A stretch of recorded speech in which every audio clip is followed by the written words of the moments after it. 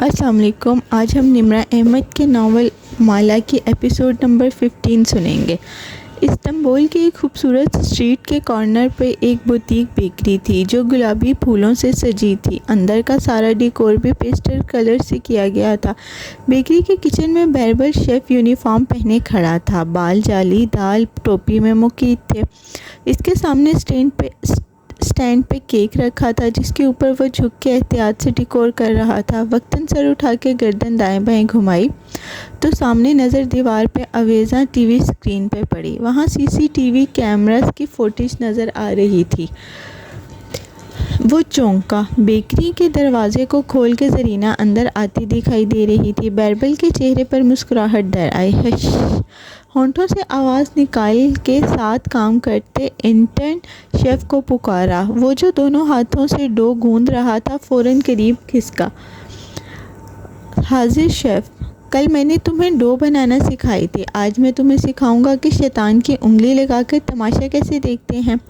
دروازہ دھاڑ سے کھلا تو وہ دونوں تیزی سے دور دور ہوئے۔ زرینہ کے ناک پہ غصہ ٹھہرا تھا اور وہ لانگ بوٹس سے ٹک ٹک چلتی تیزی سے ان کی طرف آ رہی تھی۔ اس نے سفید مڈی ڈریس پہن رکھا تھا اور بلدار بال کندھوں پہ پھیلے تھے۔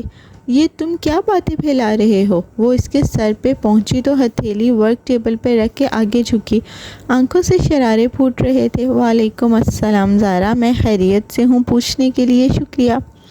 بظاہر کیک پر جھکے بیربل نے سر اٹھا کر اسے دیکھا اور مسکرایا۔ بیربل، مجھے غصہ نہ دلاؤ، وہ اس کی طرف جھک کر گرائی۔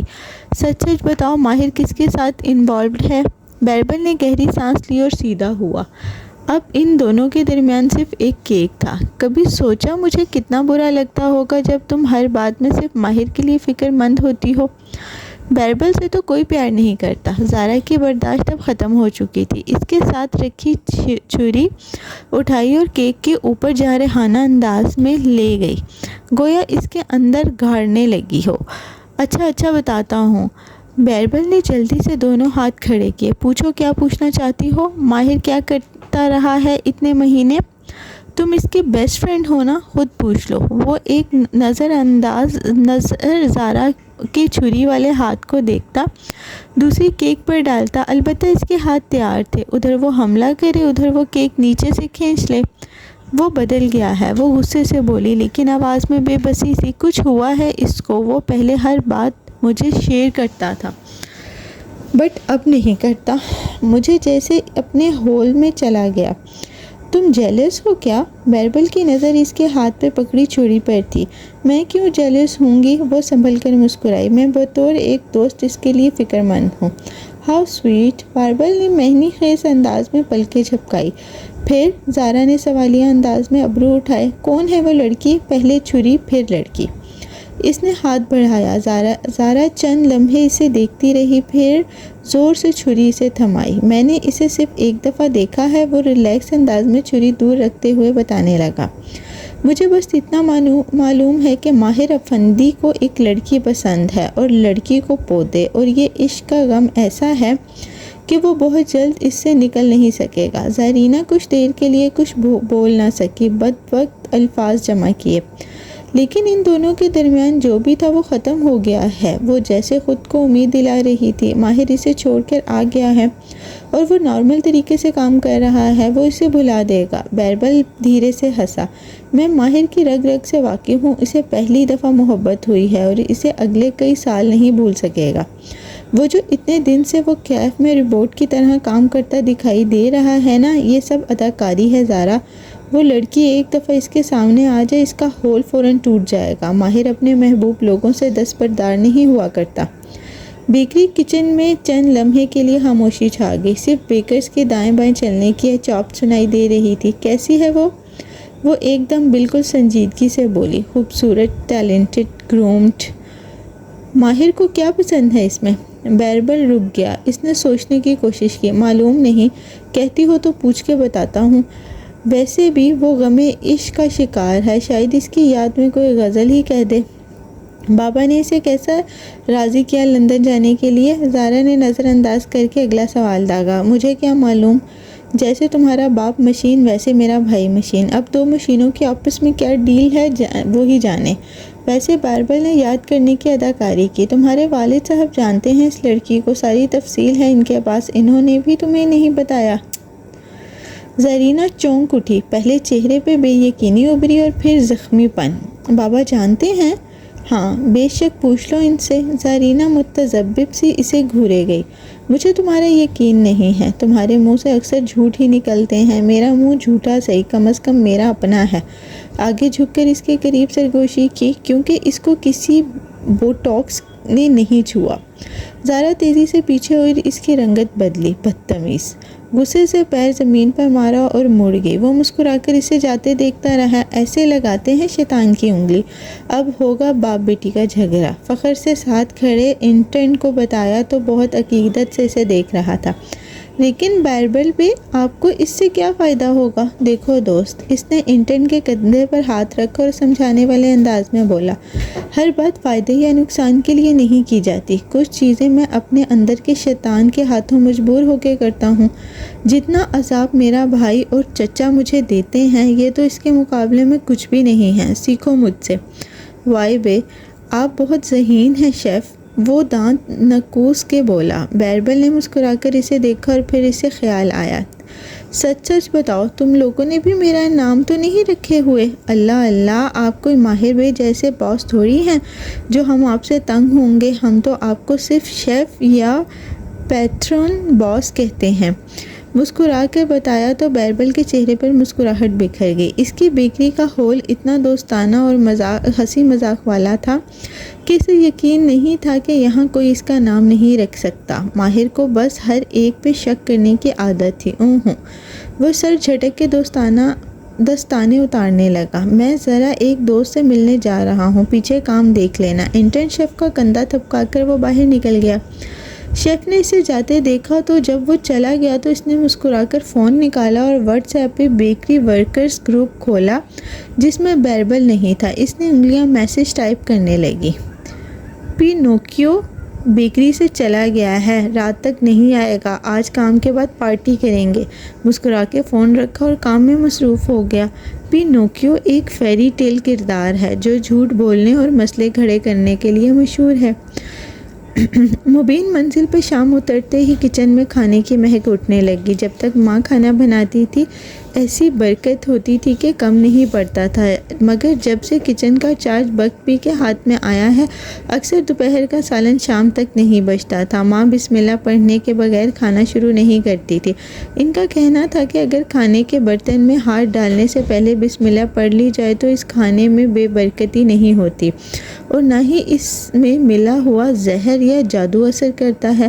لیکن بخت بھی ایسی باتوں پہ کم دھیان دیتی تھی، اس لیے آج پھر سرے شام پلاؤ بنانے شروع ہو گئی تھی۔ مالا اس وقت ماں کے ساتھ کمرے میں بیٹھی تھی، اس کا ذہن زیاد کے رشتے والے معاملے میں الجھا ہوا تھا۔ وقتاً ماں نے اسے آواز دی تو انہیں باتھ روم لے جائے۔ موہت لاؤنج میں بیٹھا کانوں میں ہینڈ فری چڑھائی یوٹیوب پہ کوئی ویڈیو دیکھ رہا تھا اور بخت بھی کچن میں لگی ہوئی تھی۔ تبھی انہوں نے مالا کو پکارا تھا، ورنہ اب کوشش کرتی تھی کہ اپنا بوجھ بخت بھی پہ ڈالے۔ مالا ان کے پکارتے ہی فوراً سے اٹھ کھڑی ہوئی۔ جتنا ماں اس کو کم سے کم کام کہنے کی کوشش کرتی تھی، اتنا وہ ان کے کاموں کے لیے سب سے پہلے کھڑی ہوتی تھی۔ بات صرف فرما برداری کی نہیں تھی، وہ ماں کو کسی دوسرے پر نہیں چھوڑ سکتی تھی۔ جس دن سے ماں بیمار ہوئی تھی، مالا کے لاشعور میں ایک خوف سا بیٹھا تھا کہ کسی دن وہ اچانک سے کمرے میں داخل ہوگی اور ماں گری ہوئی ملیں گی، ان کے سر سے خون بہہ رہا ہوگا۔ یہ خوف اسے رات بھر ایک دم سے جگا دیتا تھا۔ وہ اٹھ کر چیک کرتی، ماں گر تو نہیں گئی؟ حالانکہ ماں آرام سے سو رہی ہوتی تھی۔ انہیں باتھ روم میں چھوڑ کر وہ باہر آئی تو موبائل بج رہا تھا۔ زیاد کالنگ۔ اس کے چہرے پر ایک مسکراہٹ بکھر گئی۔ اس نے ایئر پوڈز کانوں سے لگائے اور کمرے سے باہر نکل آئی۔ ماں کو بھی باتھ روم میں کچھ وقت لگنا تھا، وہ اسے اوپر اسٹوڈیو سے کچھ سامان بھی اٹھانا تھا۔ کچھ سوچا آپ نے؟ تمہید کے چند فقرے کے بعد وہ نرمی سے پوچھنے لگا۔ وہ اس کی آواز سنتے ہوئے زینیں چڑھنے لگی۔ کھلے بال شانوں پہ بکھرے ہوئے تھے اور چہرے پر مسکراہٹ تھی۔ وہ بہت دن بعد خوش اور مطمئن نظر آتی تھی۔ سوچ رہی ہوں، اسٹوڈیو اندھیرا پڑا تھا۔ مالا نے سوئچ بورڈ پر ہاتھ مارا تو ساری میں روشنیاں بکھر گئی۔ زیاد نے اس کی زندگی میں بھی ایسے ہی روشنیاں کی تھی۔ کتنا وقت لیں گی سوچنے میں؟ وہ گہری سانس لے کر بولا تو جیسے تھک گیا ہو۔ وہ ہلکا سا ہنس دی۔ مجھے کوئی اعتراض نہیں ہے، بس ماں کو ابھی اکیلا نہیں کرنا چاہتی۔ میں ابھی شادی کی بات نہیں کر رہا، ہم شادی تب کریں گے جب آنٹی مکمل طور پر صحت یاب ہو جائیں گی انشاءاللہ۔ آپ کی امی کیسی ہیں؟ وہ ان کی خیریت پوچھتے ہوئے کیبنٹس کے سامنے بیٹھی ان کے دروازے کھولنے لگی۔ اسے صبح ریسٹورنٹ لے جانے کے لیے چند پینٹ ٹولز چاہیے تھے اور انہی کیبنٹس میں رکھے تھے۔ عجیب پر اسرار سی بیماری لگ رہی ہے ان کو کشمالہ، وہ اداس ہوا۔ میری امی نے ایک بہت مشکل زندگی گزاری ہے۔ میرے ابو کافی، زیاد نے رک کے الفاظ کا چناؤ کیا، کافی سخت تھے۔ ان کو امی شروع دن سے ہی نہیں پسند تھی کیونکہ امی خوبصورت نہیں تھی۔ ارے اتنی گریسفل ہیں، ایسے نہ کہیں۔ اسے واقعی حیرت ہوئی۔ امی سانولی تھی اور ابو کا رنگ گورا تھا، بس وہ ہماری سوسائٹی کی خوبصورتی کے معیار پہ پوری نہیں اترتی تھی۔ حالانکہ سانولا رنگ تو اتنا خوبصورت ہوتا ہے۔ اسے افسوس ہوا اس کے دور میں بھی کوئی کلر شیمنگ کر سکتا ہے کیا؟ اور پھر مائیں تو ہوتی ہی خوبصورت ہیں، مگر میری ماں کو ہمیشہ سے بدصورتی کا طعنہ ملا۔ ان کی ذات بہت کمپلیکس میں چلی گئی، لیکن انہوں نے ابو کے ہر اچھی بری بات کو برداشت کیا میرے لیے۔ میں امی کی زندگی کی تمام خوشیوں کا محور ہوں۔ امی اور ابو کے میرڈ لائف سے میں نے یہ سیکھا ہے کہ بیوی کی عزت سب سے اوپر ہوتی ہے، اور میں نے یہ بہت پہلے فیصلہ کر لیا تھا کہ میں اپنی بیوی پر کبھی تنقید نہیں کروں گا، اس کا دل نہیں دکھاؤں گا، اس کو وہ عزت اور مرتبہ دوں گا جو اس کو ملنا چاہیے۔ وہ رکا اور ٹھہر ٹھہر کر نرمی سے بولا، کشمالہ آپ کو کبھی ہرٹ نہیں کروں گا، وہ آپ کو ہرٹ کرے گا۔ وہ نارسسسٹ ہے، پیٹر پین سنڈروم، وہ لڑکا جو کبھی بڑا نہیں ہوتا۔ کیبنٹ کھولتے ہوئے وہ رکی، ایک آواز ذہن میں گونجی تھی، اندرون لاہور کی گلیوں میں ٹوٹی ہوئی خطائی کی خوشبو۔ اس نے سر جھٹکا۔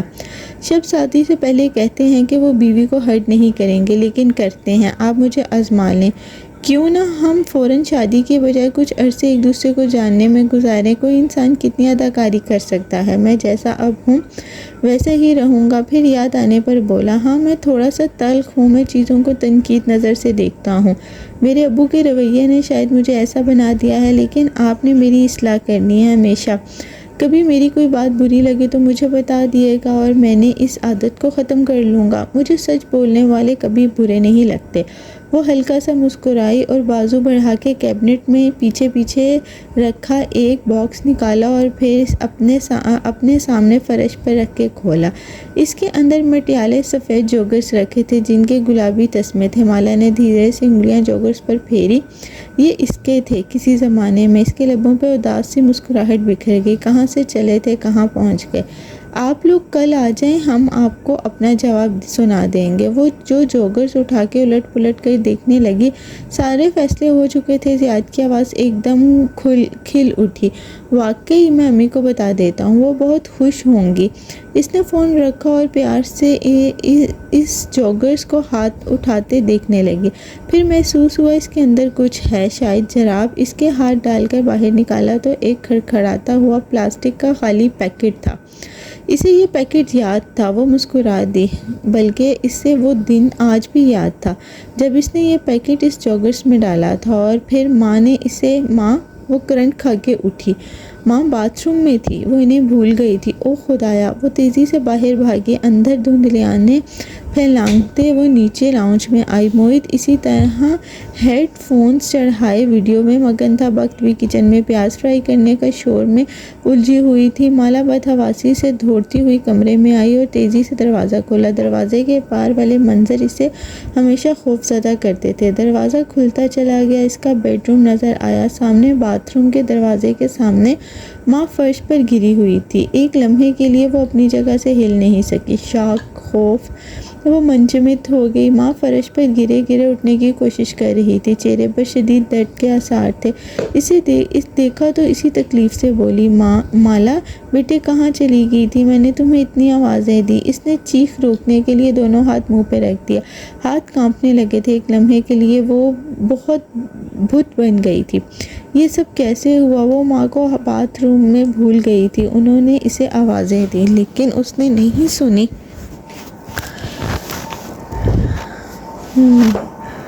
تو اس بوڑھی عورت نے خود باہر آنے کی کوشش کی۔ وہ وہیل چیئر پر بیٹھی اسے بدوقت چلاتے ہوئے باتھ روم سے باہر آئیں، لیکن کمرے کے فرش پر قالین کے مڑے ہوئے حصے کی وجہ سے ان کا پاؤں پھنس گیا اور وہ وہیل چیئر سے اوندھے منہ نیچے گریں۔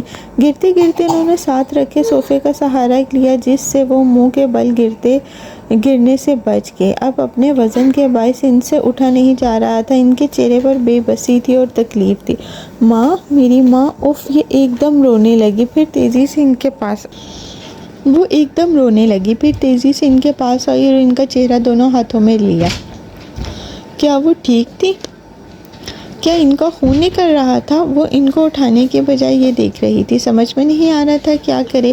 نہ میری بیٹی، نہ رو۔ ماں اسے روتے دیکھ کر پریشان ہو گئی۔ تم رو گی تو میرا دل دکھے گا۔ تمہاری غلطی نہیں ہے۔ مگر وہ نفی میں سر ہلاتے ہوئے روئے جا رہی تھی۔ اس نے کندھے سے تھام کے ماں کے اوپر اٹھانے کی کوشش کی، لیکن وہ ان کا وزن نہیں سہارا دے سکتی تھی۔ ذہن قدرے جاگا تو وہ زور سے چلاتے ہوئے معید کو آواز دینے لگی۔ معید، کیف، سلیمان، جلدی آؤ۔ وہ گھر کے سارے مردوں کو آوازیں دے رہی تھی۔ چند لمحے میں سب دوڑ کر چلے آئے۔ معید، بگٹی، سلیم، سب نے بھاگ کے ماں کا سہارا دیا اور اوپر صوفے پہ بٹھایا۔ معید جلدی سے ان کے پیر اور ٹانگیں چیک کرنے لگا۔ موجزانہ طور پر ان کو صرف پیر پہ موچ آئی تھی، کوئی بڑا نقصان نہیں ہوا تھا، لیکن وہ روئے جا رہی تھی۔ مسلسل نفی میں سر ہلاتے ہوئے ماں اپنی تکلیف بھول کے پریشانی سے اس کو دیکھ رہی تھی۔ میری بیٹی، تم نہ رو، تمہاری غلطی نہیں ہے۔ لیکن اسے معلوم تھا کہ یہ سب اس کی غلطی ہے۔ اتنے مہینے سے ایک خوف سا دل میں بیٹھا ہوا تھا۔ وہ آپریشن کے بعد ہاسپٹل کے کمرے میں دروازہ کھول کے اندر داخل ہوگی تو اندر کا منظر کیسا ہوگا؟ وہ کبھی اپنے کمرے کا دروازہ کھول کے داخل ہوگی تو ماں کو کسی بری حالت میں دیکھے گی۔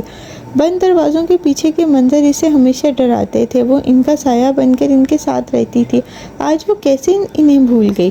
مالا، تمہاری غلطی نہیں ہے، میں بھی ہیڈ فون لگائے ہوئے تھا، ورنہ سن لیتا۔ میری غلطی ہے، معید بھی پریشانی سے کہتا اس کو چپ کرانے لگا، لیکن وہ ماں کے قدموں میں نیچے بیٹھی ان کا ہاتھ تھامے سر جھکائے روئے جا رہی تھی۔ میں آپ کو دوبارہ کبھی نہیں بھولوں گی ماں، وہ زیر لب بڑبڑا رہی تھی۔ بیٹے، میں ٹھیک ہوں مالا، یار شکر کرو کوئی نقصان نہیں ہوا، صدقہ دو اور رونا بند کرو بس۔ معید نے اب کے اسے ڈپٹا، لیکن وہ سر جھکائے مسلسل رو رہی تھی۔ معید نہیں سمجھ سکتا تھا کہ اس کا کرب کیا تھا، اور نہ ہی ماہی سمجھتی تھی کہ وہ بد نصیب ہے، کیونکہ وہ ماں سے دور ہے اور ان کی بیماری میں ان کی خدمت نہیں کر پا رہی۔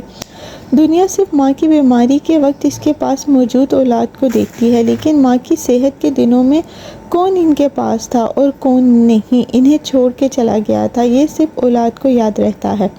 یہ اسے یاد تھا۔ ماں کو شاید بھول گیا تھا، مائیں بھلا دیتی ہیں، لیکن اسے سب یاد تھا۔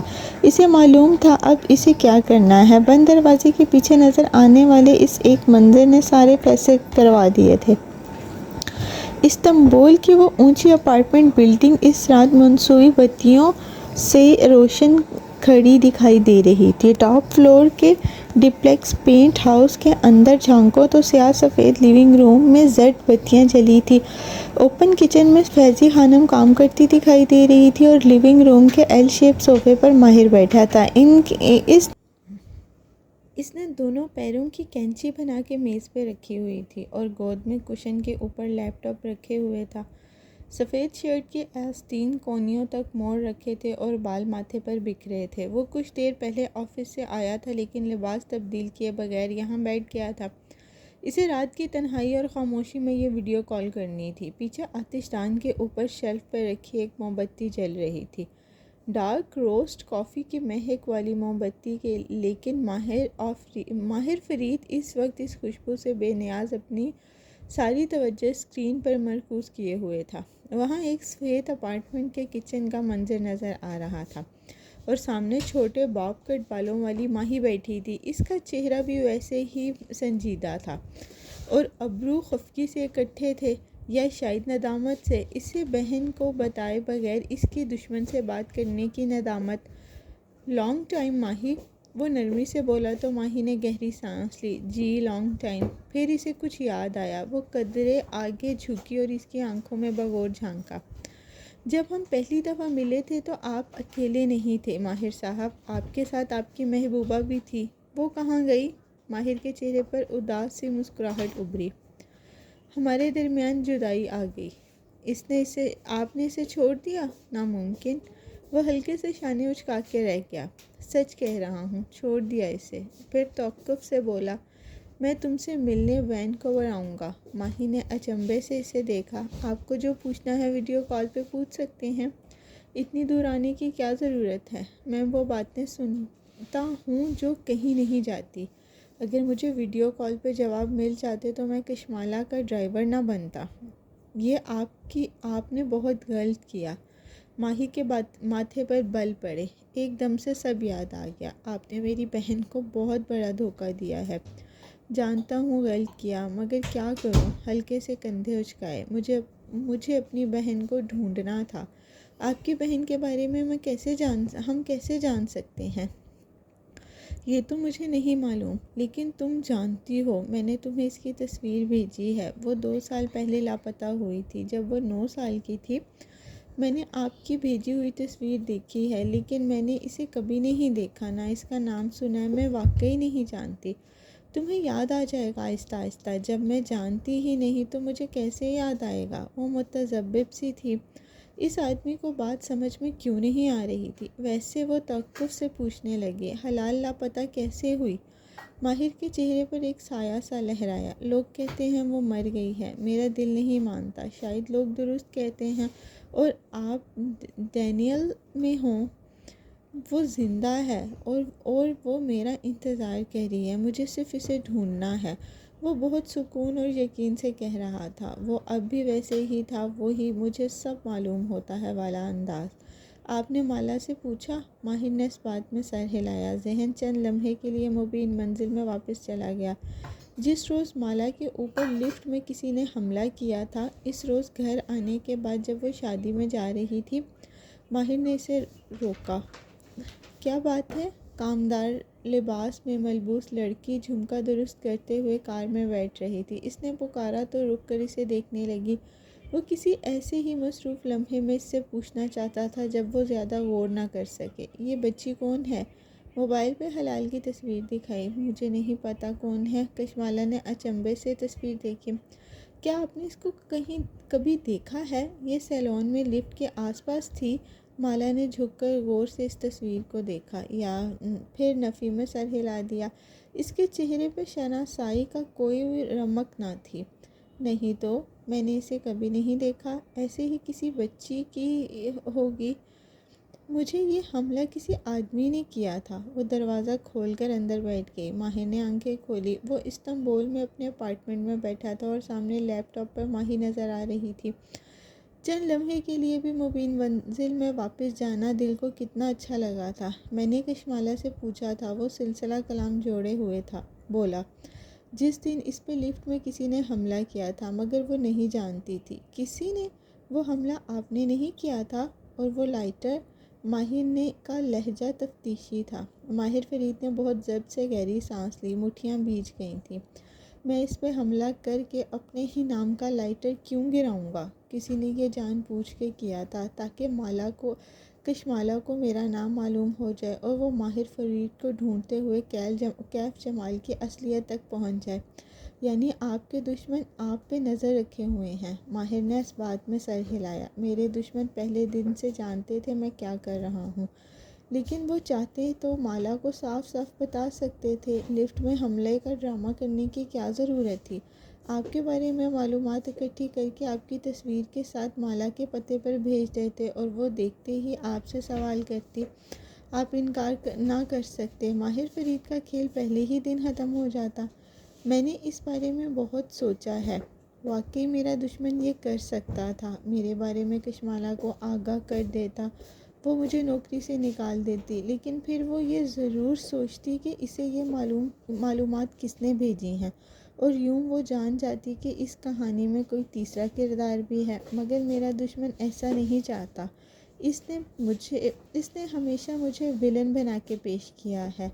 اب بھی اس نے یہی کرنا تھا۔ ماہی چونکی۔ آپ جانتے ہیں آپ اپنے دشمن کو؟ اس نے گہری سانس لی۔ میں صرف اتنا جانتا ہوں، اس کا نام سرکار ہے، اور وہ ایک بوڑھا عامل جادوگر ہے۔ اور وہ بہت عرصے سے میرے پیچھے ہے، لمبی کہانی ہے، پھر سناؤں گا۔ ابھی صرف اتنا جان لیں کہ میں برسوں سے اس سرکار کو ڈھونڈ رہا ہوں اور وہ مجھے نہیں مل رہا۔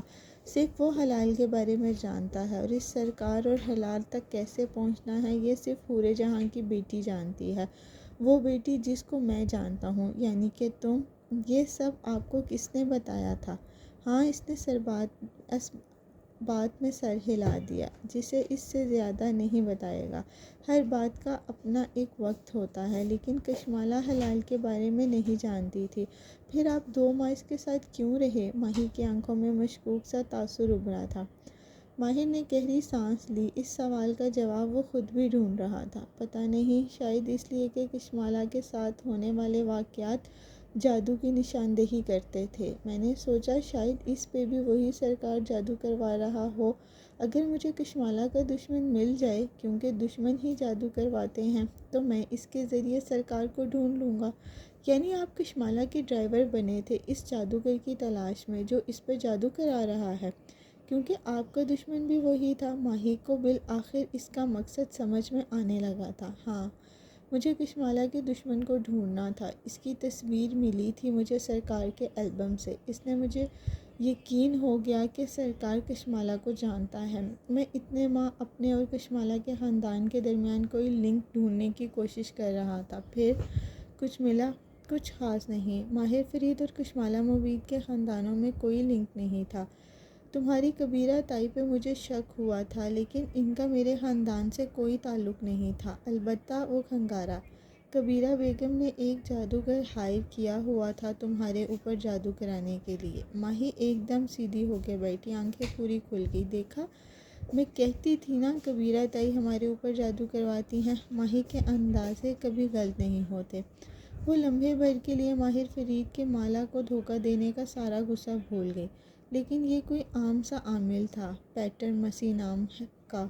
یہ وہ سرکار نہیں تھا جسے میں ڈھونڈ رہا تھا۔ وہ اسکرین کو دیکھتے ہوئے بڑے اطمینان سے اپنی کارگزاری بتا رہا تھا، اور ماہر یک ٹک سنے جا رہی تھی۔ میں پیٹر مسیح کے پاس گیا تھا۔ وہ حلال کے بارے میں نہیں جانتا تھا، البتہ اس نے مجھے تمہاری تصویر دکھائی۔ کبیرہ بیگم کافی عرصے سے تم پہ جادو کرا رہی ہیں، بالخصوص وہ رکا تمہارے بچے پہ۔ ماہی کی آنکھوں میں گلابی پن ابھرا۔ دونوں خاموش ہو گئے۔ وہ اس کی اس تکلیف سے واقف تھا۔ اسے یاد تھا ماہی اور اس کے بچے کی موت، وہ بچے کو جو پیدا ہونے سے پہلے مر گیا تھا۔ پریشان مت ہو، وہ نرمی سے بولا۔ میں نے اس پیٹر مسیح کا علاج کر دیا ہے، وہ تمہارے اوپر جادو نہیں کرائے گا۔ اس کو کیسے معلوم؟ آپ تو ادھر ہیں۔ ماہی، اس دفعہ تمہارے بچے کو کچھ نہیں ہوگا، اس نے نرمی سے تسلی دی۔ ایک آنسو ماہی کی آنکھوں سے ٹپکا۔ اور اگر کبیرہ تائی نے کسی اور کو ہائر کر لیا، کسی زیادہ خطرناک جادوگر کو، تب وہ خوفزدہ تھی۔ کیا معلوم کبیرہ تائی اسی سرکار کو ہائر کر لیں؟ ایسے اتفاق نہیں ہوا کرتے ماہی۔ کبیرہ بیگم پیٹر مسیح سے مایوس ہو کر جس جادوگر کو ہائر کریں گی وہ سرکار ہی نکلے، یعنی میرا دشمن۔ اوہ! ماہر فرید کے ناک میں مکھی اڑائی۔ وہ بچکانہ بات کہہ رہی تھی، لیکن وہ میرے بچے کے پیچھے پڑی ہے اور کچھ نہ کچھ ضرور کرے گی۔ وہ بے بس تھی۔ کیا عذاب تھا! یہ کہاں سے آ گیا تھا یہ جادو ان کی زندگیوں میں؟ وہ زخمی سا مسکرایا۔ میں نے تم سے کئی برس پہلے کہا تھا ماہی کہ تمہارے بچے کی زندگی لکھی جا چکی ہے۔ ہم عربی میں کہتے ہیں کہ مکتوب۔ وہ بے اختیار بولی۔ مکتوب؟ ماہر نے اس بات میں سر ہلایا۔ اگر تمہارے بچے کی زندگی ہے تو کوئی جادو اس کو تم سے نہیں چھین سکتا، اور اگر نہیں ہے تو تمہاری کوئی احتیاط اس کو بچا نہیں سکتی۔ ماہی نے دھیرے سے سر ہلا دیا اور ناک سے گیلی سانس اندر کھینچی۔ تھینک یو ہر چیز کے لیے۔ پھر اس کی آنکھیں صاف کی۔ لیکن آپ نے مالا کے ساتھ بہت برا کیا۔ اس نے جواب نہیں دیا، بس گردن موڑ کے کھڑکی کے سیاہ پردوں پر دیکھنے لگی۔ ہر بات کا جواب نہیں ہوتا، اور آپ کو تو کوئی فرق نہیں پڑا اب کہ ماہی کو اس پر غصہ آیا۔ امیر آدمی ہونے کے فائدے؟ آپ نے ٹکٹ لیا اور اپنی زندگی میں واپس چلے گئے، اس سے معافی تک نہیں مانگی؟ کیسی ہے وہ ابھی تک گردن موڑے باہر دیکھ رہا تھا۔ یہ سوال پوچھنے سے ہی تکلیف ہو رہی تھی۔ گالیاں نکال رہی تھی آپ کو؟ وہ ہلکا سا مسکرایا اور واپس اسکرین کو دیکھا۔ اچھا، جیسے محفوظ ہوا ہو۔ مثلاً کون سی گالیاں؟ ماہی کو اس پہ مزید غصہ آیا۔ اس ڈھیٹ آدمی کا خول اتنا مضبوط تھا کہ اسے فرق ہی نہیں پڑ رہا تھا، لیکن وہ بھی ماہی تھی، ابھی اڑاتی ہے اس کی رنگت۔ ٹھہرو ذرا ماہر صاحب، آپ نے اس کا اعتبار توڑا ہے اور وہ آپ کو کبھی معاف نہیں کرے گی۔ مجھ سے بات کرنے پہ وہ مجھے معاف کر دے گی، مجھ سے بات کرنے پر وہ تمہیں معاف کر دے گی۔ ماہر نے غور سے اسے دیکھا۔ یا شاید تم نے ابھی تک اسے نہیں بتایا؟ میں اسے بتا دوں گی۔ اچھا؟ ماہی کی رنگت بدلی، تیزی سے بولی، یہ میرا اور اس کا معاملہ ہے، ویسے بھی میں اس کو ان دنوں میں ڈسٹرب نہیں کرنا چاہتی۔ ان دنوں؟ وہ چونکا۔ کیا ہوا؟ آپ کی امی ٹھیک ہیں؟ ہاں وہ ٹھیک ہیں۔ اصل میں لہجہ سرسری بنایا، مالا اور زیاد کی شادی ہونے جا رہی ہے نا، تو میں اس کی خوشی آپ کی وجہ سے کیوں خراب کروں؟ اس نے تیزی سے لیپ ٹاپ میز پہ رکھا اور پیر نیچے اتارے، پھر بے یقینی سے اسکرین کو دیکھا۔ وہ زیاد سے شادی کر رہی ہے؟ اس کا سانس رک گیا۔ ماہی نے ہتھیلی پہ تھوڑی جما کے غور سے اسے دیکھا۔ آپ کو کیا فرق پڑتا ہے ماہر صاحب؟ مگر اس کے ماتھے پر پڑے بل بتا رہے تھے کہ اسے کیا فرق پڑتا ہے۔ وہ اس سے شادی کیسے کر سکتی ہے؟ میں نے اسے منع کیا تھا۔ وہ آدمی زیاد جیسے منہ میں کرواہٹ گھل گئی ہو، وہ اس کے لیے ٹھیک نہیں ہے۔ اچھا، اور کچھ؟ ماہی نے سادگی سے پلکیں جھپکائیں۔ وہ ماہر نے ایک مٹھی بھینچ لی، چہرے پر شدید غصہ ابھرا، غصہ اور بے بسی۔ وہ کشمالہ کے قابل نہیں ہے۔ وہ بہت اسے جیسے زیاد کی شان میں کہنے کے الفاظ نہیں مل رہے تھے۔ ضبط کر کے گہری سانس لی۔ تم اس کو سمجھاتی کیوں نہیں ہو؟ اس کی بلند آواز پہ فیضی خانم بھی پلٹ کر اسے دیکھنے لگی۔ وہ اس زبان سے نا واقف تھی جن سے وہ گفتگو کر رہے تھے، لیکن وہ ماہر کا چہرہ پڑھ سکتی تھی۔ وہ ڈسٹرب لگ رہا تھا۔ اتنے دنوں سے خود پر طاری کیے خول میں دراڑیں پڑ رہی تھیں۔ کیوں؟ مجھے تو بہت پسند ہے زیاد۔ ماہی کی معصومیت ہنوز برقرار تھی۔ میں تو چاہتی ہوں ان دونوں کی شادی ہو جائے، مالا اس کے ساتھ بہت خوش رہے گی۔ ماہر نے برہمی سے اسے دیکھا۔ اس کا چہرہ غصے سے دھڑکنے لگا تھا۔ اس نے معصومانہ فکرے جیسے اس کے زخموں پہ نمک ڈال رہے تھے۔ کتنا جانتی ہو تم اس آدمی کو؟ کزن ہے ہمارا اور بہت اچھا ہے۔ وہ روز زور دے کر بول رہی تھی، لبوں پہ مسکراہٹ تھی۔ اچھا ہونے سے کمپیٹیبل ہونے میں فرق ہوتا ہے ماں بینا بی بی۔ میں نے اسے منع کیا تھا وہ اس سے شادی نہ کرے، وہ اس کو ہرٹ کرے گا، لیکن اس نے میری بات نہیں سنی۔ اور آپ کون تھے؟ اوہ ہاں، وہ آدمی جس نے اسے دھوکہ دیا۔ وہ اتنا عرصہ اسے جھوٹ بولا۔ وہ آپ کی بات کیوں سنے گی؟ تمہاری سنے گی نا۔ تم سمجھاؤ اس کو، وہ اپنی زندگی خراب نہ کرے۔ دروازہ کھولنے کی آواز آئی تو ماہر نے سر اٹھا کے راہداری کو دیکھا، پھر اسی انداز میں بولا، میں چلتا ہوں، مجھے کچھ کام ہے۔ اس کا سارا موڈ خراب ہو گیا تھا۔ اسکرین فولڈ کی اور پیچھے کو ٹیک لگا لی، ٹانگ پہ ٹانگ جمائی اور لبوں پہ مٹھی رکھے وہ کھڑکی سے باہر دیکھنے لگا۔ ماتھے پہ ابھی تک بل پڑے تھے۔ بیربل زیر لب کچھ گنگناتے ہوئے راہداری سے آتا دکھائی دیا۔ اسے دیکھتا تو چہرہ کھل اٹھا، شیطانی مسکراہٹ لبوں پہ بکھر گئی۔ ماہر بے کا موڈ کیوں خراب ہے؟ مسکرا کر ایل شیپ صوفے کے دوسرے کنارے پہ بیٹھا، یقیناً تمہاری محبوب چیز یعنی پیسوں کا نقصان ہوا ہوگا۔ بکو مت، وہ جھڑک کر بولا تو بیربل کے لب اور بھی سکڑے، چہرے پہ ہمدردی ابھر آئی۔ لگتا ہے نقصان لیرز میں نہیں ڈالرز میں ہوا ہے۔ ماہر نے جواب نہیں دیا، بس آبرو بھینچے باہر دیکھتا رہا۔ بیربل نے غور سے اسے دیکھا۔ بات ہوئی کشمالہ کی بہن سے؟ اسے کچھ نہیں دیا یاد؟ میں نے پہلے ہی کہا تھا، لیکن نہیں، ماہر بے کبھی غلط نہیں ہوتے، اور میں تو وہ زیاد سے شادی کر رہی ہے۔ وہ یک دم بے بسی بھرے لہجے میں بولا تو بیربل ٹھٹک کے رک گیا۔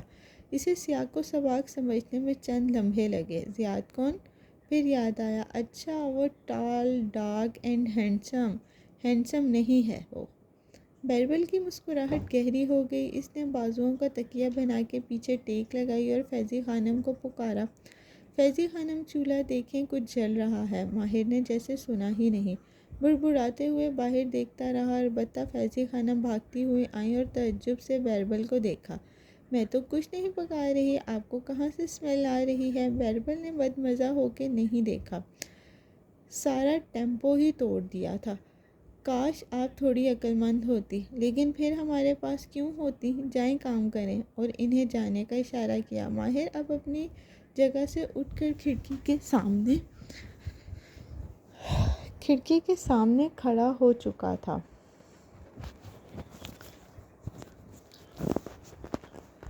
میں نے کہا تھا زارا، بیربل نے تصویر میں اپنی کزن کو مخاطب کیا اور کالر کھڑکھڑایا، پھر مسکرا کے اٹھا اور اپنے بھائی کے ساتھ جا کھڑا ہوا۔ وہ جس سے بھی شادی کرے تمہیں کیا، وہ آدمی اس کے قابل نہیں ہے۔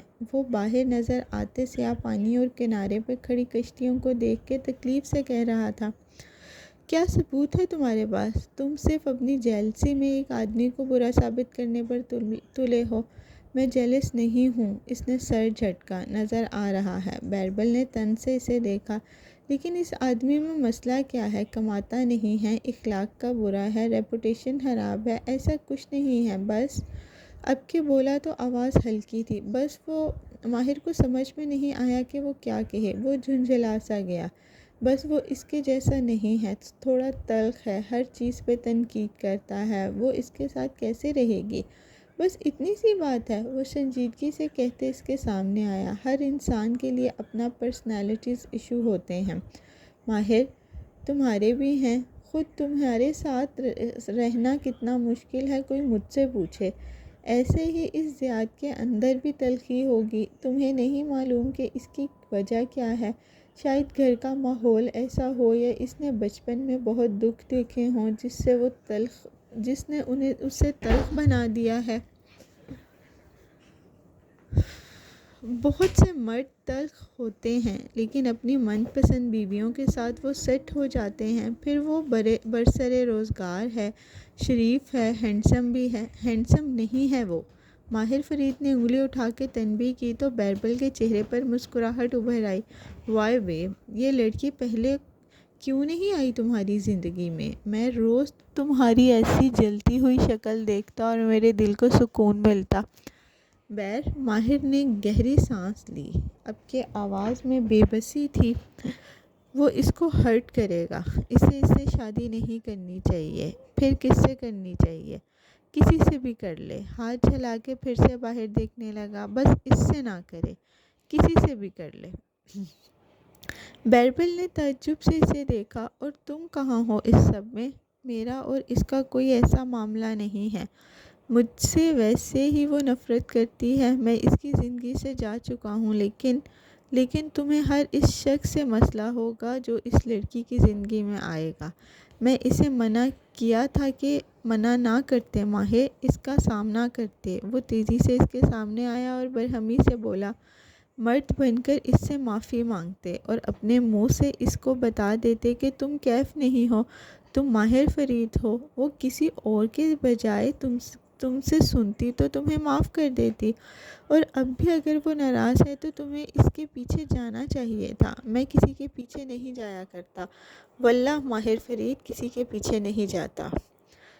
بیربل نے غصے سے دونوں ہاتھ اٹھا کے نیچے گرائے۔ ایک زمانہ تھا جب تم اسی طرح غرور سے کہتے تھے کہ تم کسی کے پیچھے نہیں جاؤ گے، ماں کے بھی نہیں، حلال کے بھی نہیں۔ کیوں تم نفرت کرتے تھے حلال سے؟ اس کی آواز بلند ہونے لگی۔ ماہر کے دل پر کسی نے ہاتھ ڈالا تھا۔ وہ یک ٹھک اپنے چھوٹے بھائی کو دیکھے گیا، جو اس کے غصے کو دیکھتے ہوئے ہاتھ اٹھا کے کہہ رہا تھا، ماہر تم نفرت کرتے تھے حلال سے، تمہیں یاد ہے؟ نہیں، مگر مجھے یاد ہے، اور آج تم اسی حلال کے لیے دنیا کے ہر ایک کونے سے دوسرے کونے میں بھاگ رہے ہو، شاید اپنا گلٹ ختم کرنے کے لیے۔ کل کو تم یہی کشمالہ کے ساتھ بھی کرو گے۔ تم یہاں اپنے غرور میں رہنا کہ تم اس کے پیچھے نہیں جاؤ گے، لیکن گیس وٹ؟ اس کی آواز دھیمی ہوئی اور لہجہ مزید تلخ۔ ہر انسان بیربل یا فیضی خانم نہیں ہوتا، جو ماہر فرید کی بات ماننے کا پابند ہو، وہ کیوں مانے تمہاری بات؟ اس سے اچھا بندہ مل رہا ہے، کر لے گی شادی، اور اگر تم مرد بن کر اس کے پاس نہیں جا سکتے، اس سے معافی نہیں مانگ کے اس کو یہ نہیں کہہ سکتے کہ تم اس کے عشق میں گرفتار ہو، تو پھر تمہیں اس کو اس کے حال پہ چھوڑ دینا چاہیے۔ وہ زیاد سے شادی کرے یا زیاد کے باپ سے، تم اپنے آپ کو اس لڑکی سے دور رکھو۔ انگلی اٹھا کر اس نے بڑے بھائی کو تنبیہ کی، اس کی زندگی زیاد نہیں تم خراب کر رہے ہو تم۔ ماہر خاموشی سے سن رہا تھا۔ بیربل کی انگلی نیچے گرائی اور گہرے گہرے سانس لے کر اپنا غصہ کم کرنے کی کوشش کی۔ میری بات مانو اور اس لڑکی کو بھول جاؤ۔ تم بس مشین بن کے کام کرو اور پیسہ بناؤ، پیسہ آئے گا ہمیشہ تمہارے کام، صرف پیسہ۔ اس ڈھیٹ ربوٹ کو سمجھانا بیکار تھا۔ بیربل مڑا اور تیز تیز قدموں سے چلتا ہوا سیڑھیوں کی طرف بڑھ گیا۔ پھر وہ رات گئے تک اپنے کمرے سے نہیں نکلا اور ماہر سے ناراض تھا، اور اسے انتظار تھا کہ کب اس کا بھائی اسے منانے آئے گا۔ ماہر عموماً اس کو منانے کے لیے پیسے کا سہارا لیتا تھا، خاموشی سے اس کے دروازے پر آتا اور ایک کریڈٹ کارڈ رکھ کر چلا جاتا۔ بیربل کو لاشعوری طور پر اسی کارڈ کا انتظار تھا۔ تقریباً گھنٹے بعد ماہر فرید نے اس کا دروازہ بجایا۔ وہ بیڈ پر لیٹا فون دیکھ رہا تھا، بس خفگی سے چہرہ اٹھا کر دیکھا۔ ماہر چوکھٹ پہ کھڑا تھا، اس کے ہاتھ میں کارڈ نہیں تھا، البتہ کندھے پہ چھوٹا سا بیگ تھا۔ میں 2 دن کے لیے جا رہا ہوں۔ کہاں؟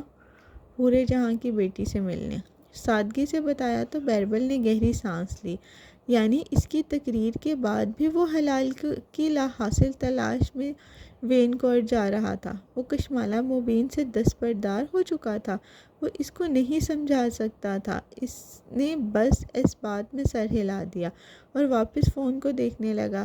ماہر باہر نکل گیا اور اپارٹمنٹ میں خاموشی چھا گئی۔ اف بیربل، اس نے اپنے سر پہ چپٹ رسید کی۔ کیا ضرورت تھی اتنا بولنے کی؟ اب تمہاری سچائی تمہارے خرچے اٹھائے گی کیا؟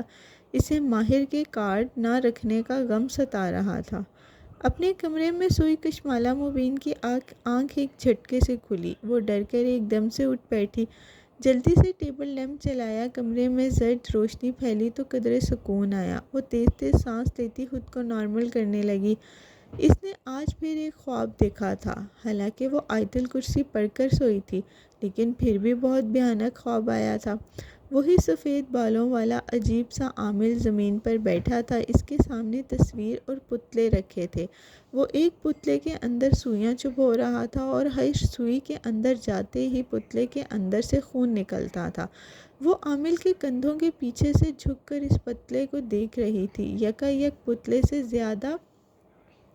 زیاد کی تشبیہ آنے لگی۔ اس کے سامنے اب زیاد لیٹا تھا، اس کی آنکھیں بند تھیں اور اس کے جسم میں جگہ جگہ سے خون نکل رہا تھا۔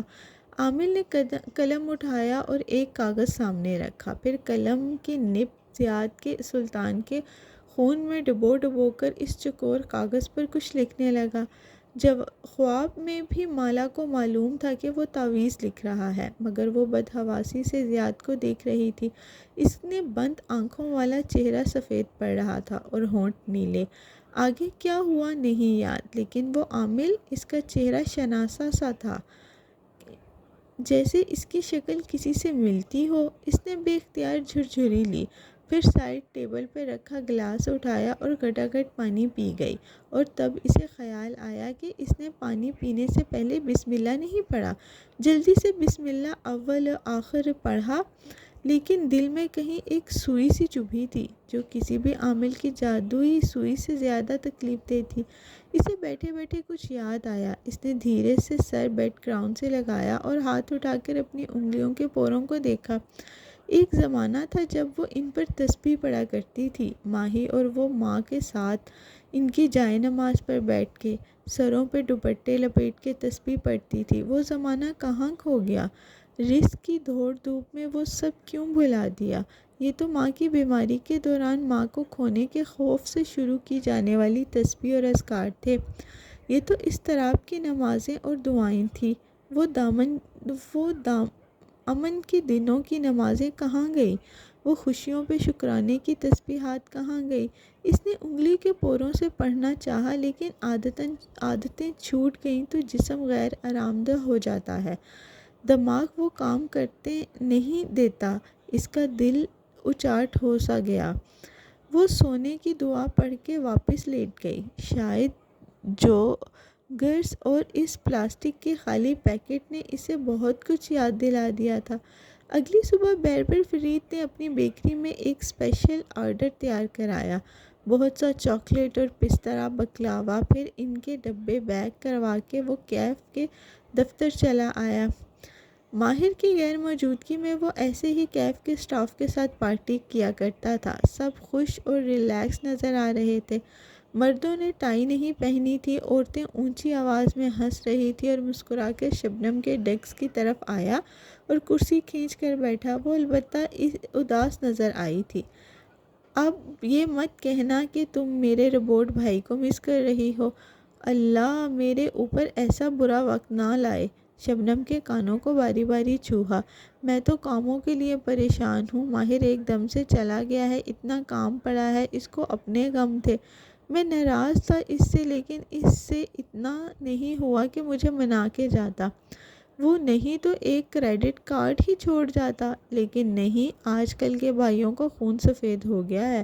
بیربل نے خفگی سے سر جھٹکا، پھر کلائی پر بندھی گھڑی دیکھی، قدرے بے چینی ہوئی۔ ناراضگی اپنی جگہ، لیکن اسے بھائی کی فکر تھی۔ اب تک پہنچ گیا ہوگا؟ سرسری سا پوچھا۔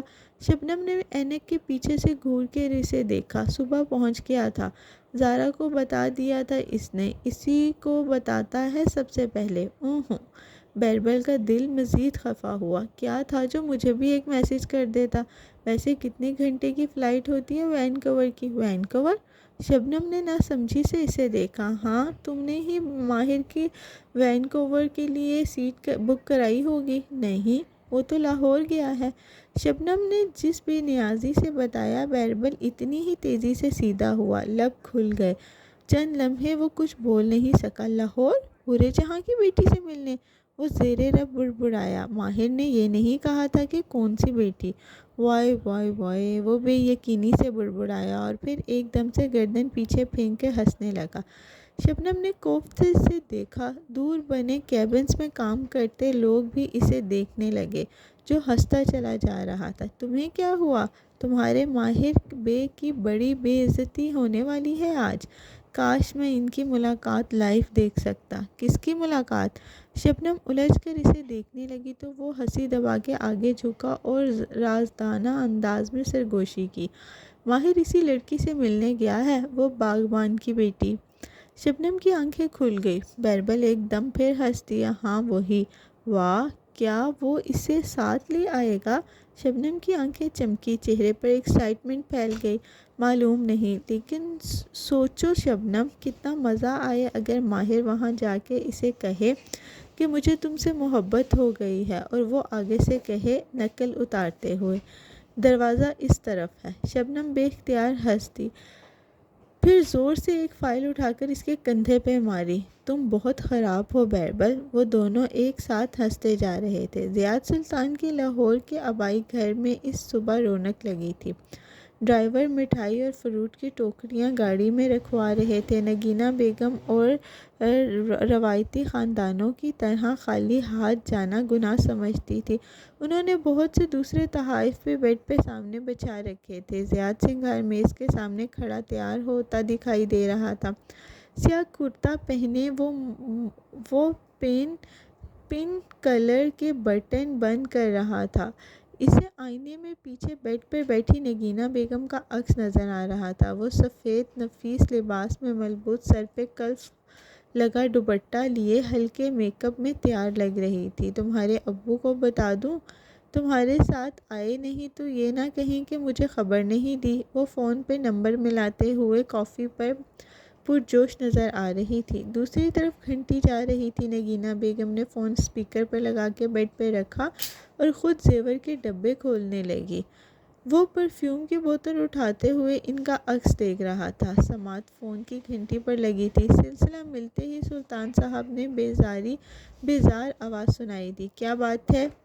ہم زیاد کے رشتے کے لیے جا رہے ہیں، انہوں نے جواب کے لیے آج بلایا ہے، نگینہ بیگم خوشی اور جوش سے بتانے لگی۔ فون پہ ہی بتا دیتے، تم ماں بیٹا ایسے ہی ٹکٹ بھر کے وہاں گئے، پہلے تمہارے بیٹے کی عام سی نوکری ہے، اوپر سے اتنے خرچے۔ زیاد نے آہستہ سے پرفیوم کی بوتل کھولی، نگینہ بیگم نے گہری سانس لی اور سنبھاؤ سے بولی، ایسی باتیں فون پر کہاں طے ہوتی ہیں، خود جانا پڑے گا، لڑکی والوں کی چوکھٹ پہ جوتیاں گھسانی پڑتی ہیں، آپ دعا کیجیے گا آج اچھا جواب موصول ہو۔ بی بی اچھا جواب تو مشکل ہی ہے، ان کی بیٹی دیکھ رکھی ہے میں نے، گوری اور خوبصورت ہے، اور تمہارا بیٹا تمہاری جیسی رنگت لیے پیدا ہوا تھا، اوپر سے عام سی نوکری، وہ کہاں دیں گے اپنی بیٹی تمہارے بیٹے کو۔ زیاد نے ضبط سے آنکھیں بند کی، پھر گہری سانس لے کر ان کی باتوں کا اثر زائل کرنے کی کوشش کی۔ میرا بیٹا اپنے آپ میں بہت خوبصورت ہے سلطان صاحب، نگینہ بیگم نے جھکی آنکھوں مگر مضبوط لہجے میں کہا۔ اللہ اس کے نصیب بھی خوبصورت کرے گا، آپ دعا کیجیے گا۔ سلطان صاحب نے بڑبڑا کر کال کاٹ دی تو نگینہ بیگم کتنی ہی دیر دل محسوس کے بیٹھی رہی۔ زیاد نے پرفیوم خود پہ چھڑکا تو باسی ماحول میں خوشبو سی پھیل گئی، پھر وہ ان کے پاس آ کے بیٹھا۔ نگینہ نے پھیکی آنکھیں اٹھا کر اسے دیکھا، امی کیوں دل چھوٹا کرتی ہیں، وہ ایسے ہی کہتے ہیں، ان کا اندر سے یہ مطلب نہیں ہوتا۔ ایک آنسو نگینہ بیگم کے آنکھ سے ٹپکا اور جھرریوں زدہ سانولے چہرے پر نیچے لڑک گیا۔ کاش ماں باپ اپنی اولاد کی رنگت کا انتخاب کر سکتے بیٹے، امی یہ پرانے زمانے کی باتیں ہو گئی ہیں، اب مجھے ان سے فرق نہیں پڑتا، آج کل کوئی کسی رنگت کا تانا بھی نہیں دے سکتا، آپ ان باتوں کو نظر انداز کر دیا کریں۔ پھر اس نے نرمی سے ماں کو ہاتھ تھامے، میرے لیے آپ اس دنیا کی سب سے خوبصورت عورت ہیں، مجھے کسی قسم کے احساس کمتری نہیں ہے، اور ابو بوڑھے ہیں، ذرا چڑچڑے ہیں، کہہ کے بھول جاتے ہیں، آپ بھی بس بھول جائیں۔ وہ زخمی سا مسکرا دی، پھر آنکھیں صاف کی اور زیور ڈبہ اٹھا کے اسے دکھایا، یہ میری والدہ کا سیٹ تھا، اس نے فیروزے جڑے ہیں، میری رنگت پہ تو یہ کبھی اچھا نہیں لگا، کشمالہ پہ اچھا لگے گا، میں سوچ رہی ہوں آج بات پکی کر دیں اور میں یہی انگوٹھی کشمالہ کو پہنا دوں، کیا کہتے ہو؟ وہ ہلکا سا مسکرا دیا، جیسے آپ کی مرضی، پھر گھڑی دیکھی اور اٹھ کھڑا ہوا۔ نگینہ نے مسکرا کر اپنے دراز قد بیٹے کو دیکھا، بہت عرصے بعد اتنا خوش اور مطمئن نظر آ رہا تھا، مگر کشمالہ کے گھر جاتے ہی زیاد کو احساس ہونے لگا کہ کچھ غلط تھا۔ حورِ جہاں کا رویہ تو ٹھیک تھا، انہوں نے گرم جوشی سے اس کا استقبال کیا تھا، لیکن کشمالہ کچھ بجھی بجھی سی تھی، اس نے عام سا لباس پہن رکھا تھا اور بال بندھے ہوئے تھے، پیروں میں فلیٹ جوتے تھے، میک اپ بھی نہیں تھا۔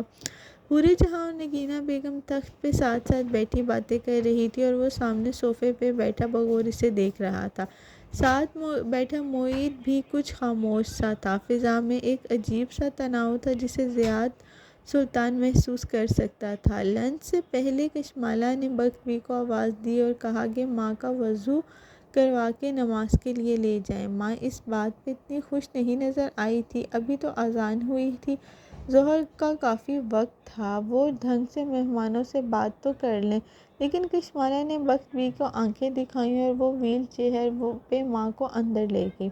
ان کے جاتے ہی زیاد قدرے سیدھا ہو کے بیٹھا اور سینے پہ تنگی سی محسوس ہونے لگی، وہ بس کشمالہ کو دیکھ رہا تھا۔ آنٹی، کشمالہ نے ایک فیصلہ کیا ہے، معید کھنگارا اور بات کا آغاز کیا۔ معید اور زیاد سامنے صوفوں پہ بیٹھے تھے اور کشمالہ نگینہ بیگم کے ساتھ ماں کی جگہ پہ تخت پہ بیٹھی تھی۔ معید بولنے لگا تو اس نے نرمی سے اسے ٹوکا، میں اپنا فیصلہ خود سنا سکتی ہوں معید۔ وہ رخ موڑ کے نگینہ بیگم کو دیکھنے لگی، وہ اب کچھ پریشان سی اسے دیکھ رہی تھی، جیسے سمجھ نہیں پا رہی ہوں۔ نگینہ آنٹی، میں معذرت کرتی ہوں کہ میں نے آپ کو یہاں بلایا، اور یہاں بلا کے میرا مقصد آپ کو ہرٹ کرنا نہیں تھا، لیکن رات میں کچھ ایسا ہوا کہ میں زیاد کو دیکھے بغیر کہہ رہی تھی، دل میں کچھ تھا جو اس سے جکڑ رہا تھا، یوں ہی ابو کی باتیں یاد آنے لگیں کہ مجھے احساس ہوا کہ میں ابھی شادی نہیں کر سکتی، لیکن بیٹا پلیز میری بات سنیں، اس نے نرمی سے ان کے ہاتھ پہ ہاتھ رکھا، میں جانتی ہوں کہ آپ جلدی شادی کے لیے اصرار بھی نہیں کر رہی، لیکن میں ابھی منگنی بھی نہیں کر سکتی۔ میں اپنی ماں کی طرف سے توجہ نہیں ہٹا سکتی۔ ان سب جھمیلوں میں پڑھ کے میں ان کو نقصان نہیں پہنچا سکتی۔ حالانکہ ہم ماں کا خیال رکھ سکتے ہیں۔ موہت نے اپنا فیصلہ لیا، لیکن مالا بس ضد ہے کہ وہی ماں کا خیال رکھے گی جیسے وہ بے بس تھا۔ وہ صبح اس سے ایک لمبی بحث کر چکا تھا، لیکن وہ جانتا تھا کہ وہ نہیں مانے گی۔ جب وہ 5 سال پہلے لاہور چھوڑ کے اسلام آباد گئی تھی، تب بھی اس نے موہت کی نہیں مانی تھی، اب بھی نہیں مانے گی۔ اس کے پاس مالا کے فیصلے کا احترام کرنے کے علاوہ کوئی چارہ نہ تھا۔ میں اس وقت ذہنی طور پر ڈسٹرب ہوں کہ میں نیا رشتہ نہیں بنا سکتی۔ اس سے پہلی دفعہ چہرہ موڑ کے زیاد کو دیکھا۔ زیاد کے چہرے پر ایک زخمی سا تاثر تھا۔ مالا کے دل کو کچھ ہوا۔ اسے اپنا فیصلہ، اپنا جواب یاد آیا۔ آئی ایم سو سوری، آپ لوگ بہت اچھے ہیں اور مجھے آپ سے کوئی شکوہ نہیں ہے، لیکن میں اس وقت شادی کی پوزیشن میں نہیں ہوں۔ لیکن بیٹے، نگینہ بیگم کی آنکھیں بھیگنے لگیں۔ انہوں نے فکر مندی سے اس کا ہاتھ تھاما۔ ہم بہت امید سے آئے تھے۔ امی زیاد ہلکا سا کھنگارا۔ وہ بے اختیار اسے دیکھنے لگی۔ کیا وہ اس سے ناراض ہو جائے گا؟ کیا وہ اس سے نفرت کرنے لگے گا؟ کیا وہ اسے اپنی بے عزتی سمجھ کے وہاں سے اٹھ جائے گا؟ دل کو کسی نے مٹھی میں لیا۔ کشمالہ غلط نہیں کہہ رہی، وہ اپنی ازلی نرمی انداز میں کہنے لگا، جیسے تکلیف سے کہہ رہا ہو لیکن خود کو سنبھالے ہوا تھا۔ اگر ایک انسان ذہنی طور پر ڈسٹرب ہو اور وہ اپنی ماں کی بیماری کی وجہ سے، تو ہمیں اس پہ اتنا بوجھ نہیں ڈالنا چاہیے جسے وہ اٹھا نہ سکے۔ مالا کی آنکھیں بھیگنے لگی۔ وہ کہہ رہا تھا، میں سمجھ سکتا ہوں آپ جس کیفیت کا شکار ہیں۔ جب سے امی بیمار رہنے لگی ہیں، میں زیادہ بہتر طور پر سمجھنے لگا ہوں۔ آپ اپنے آپ پہ بوجھ نہ ڈالیں۔ میں بھی یہی ہوں اور آپ بھی یہی ہیں۔ پہلے آنٹی کو ٹھیک ہونے دیں اور ہماری طرف سے بالکل بے فکر رہیں۔ اب ہم اس موضوع پہ بات نہیں کریں گے۔ میں یہ نہیں چاہتی کہ آپ لوگ میرا انتظار کریں۔ یا کشمالہ، زیاد نے نرمی سے ٹوکا۔ میں نے کہا نا، آپ ہماری طرف سے بے فکر ہو جائیں۔ کوئی کسی کا انتظار میں نہیں رہے گا۔ میں یہ کہہ کہ ہم آپ کا انتظار کریں گے آپ کو بوجھل نہیں کر سکتے۔ آپ آزاد ہیں، میں آزاد ہوں۔ مستقبل میں کیا ہوگا اس کا کوئی گارنٹی نہیں ہے، لیکن ابھی ہم آپ کے فیصلے کا احترام کریں گے۔ اس کی آواز میں کرب تھا اور انداز میں وقار۔ وہ ممنونیت سے اسے دیکھے گئی۔ نگینہ آنٹی نے بھی بجھے دل سے سر ہلا دیا۔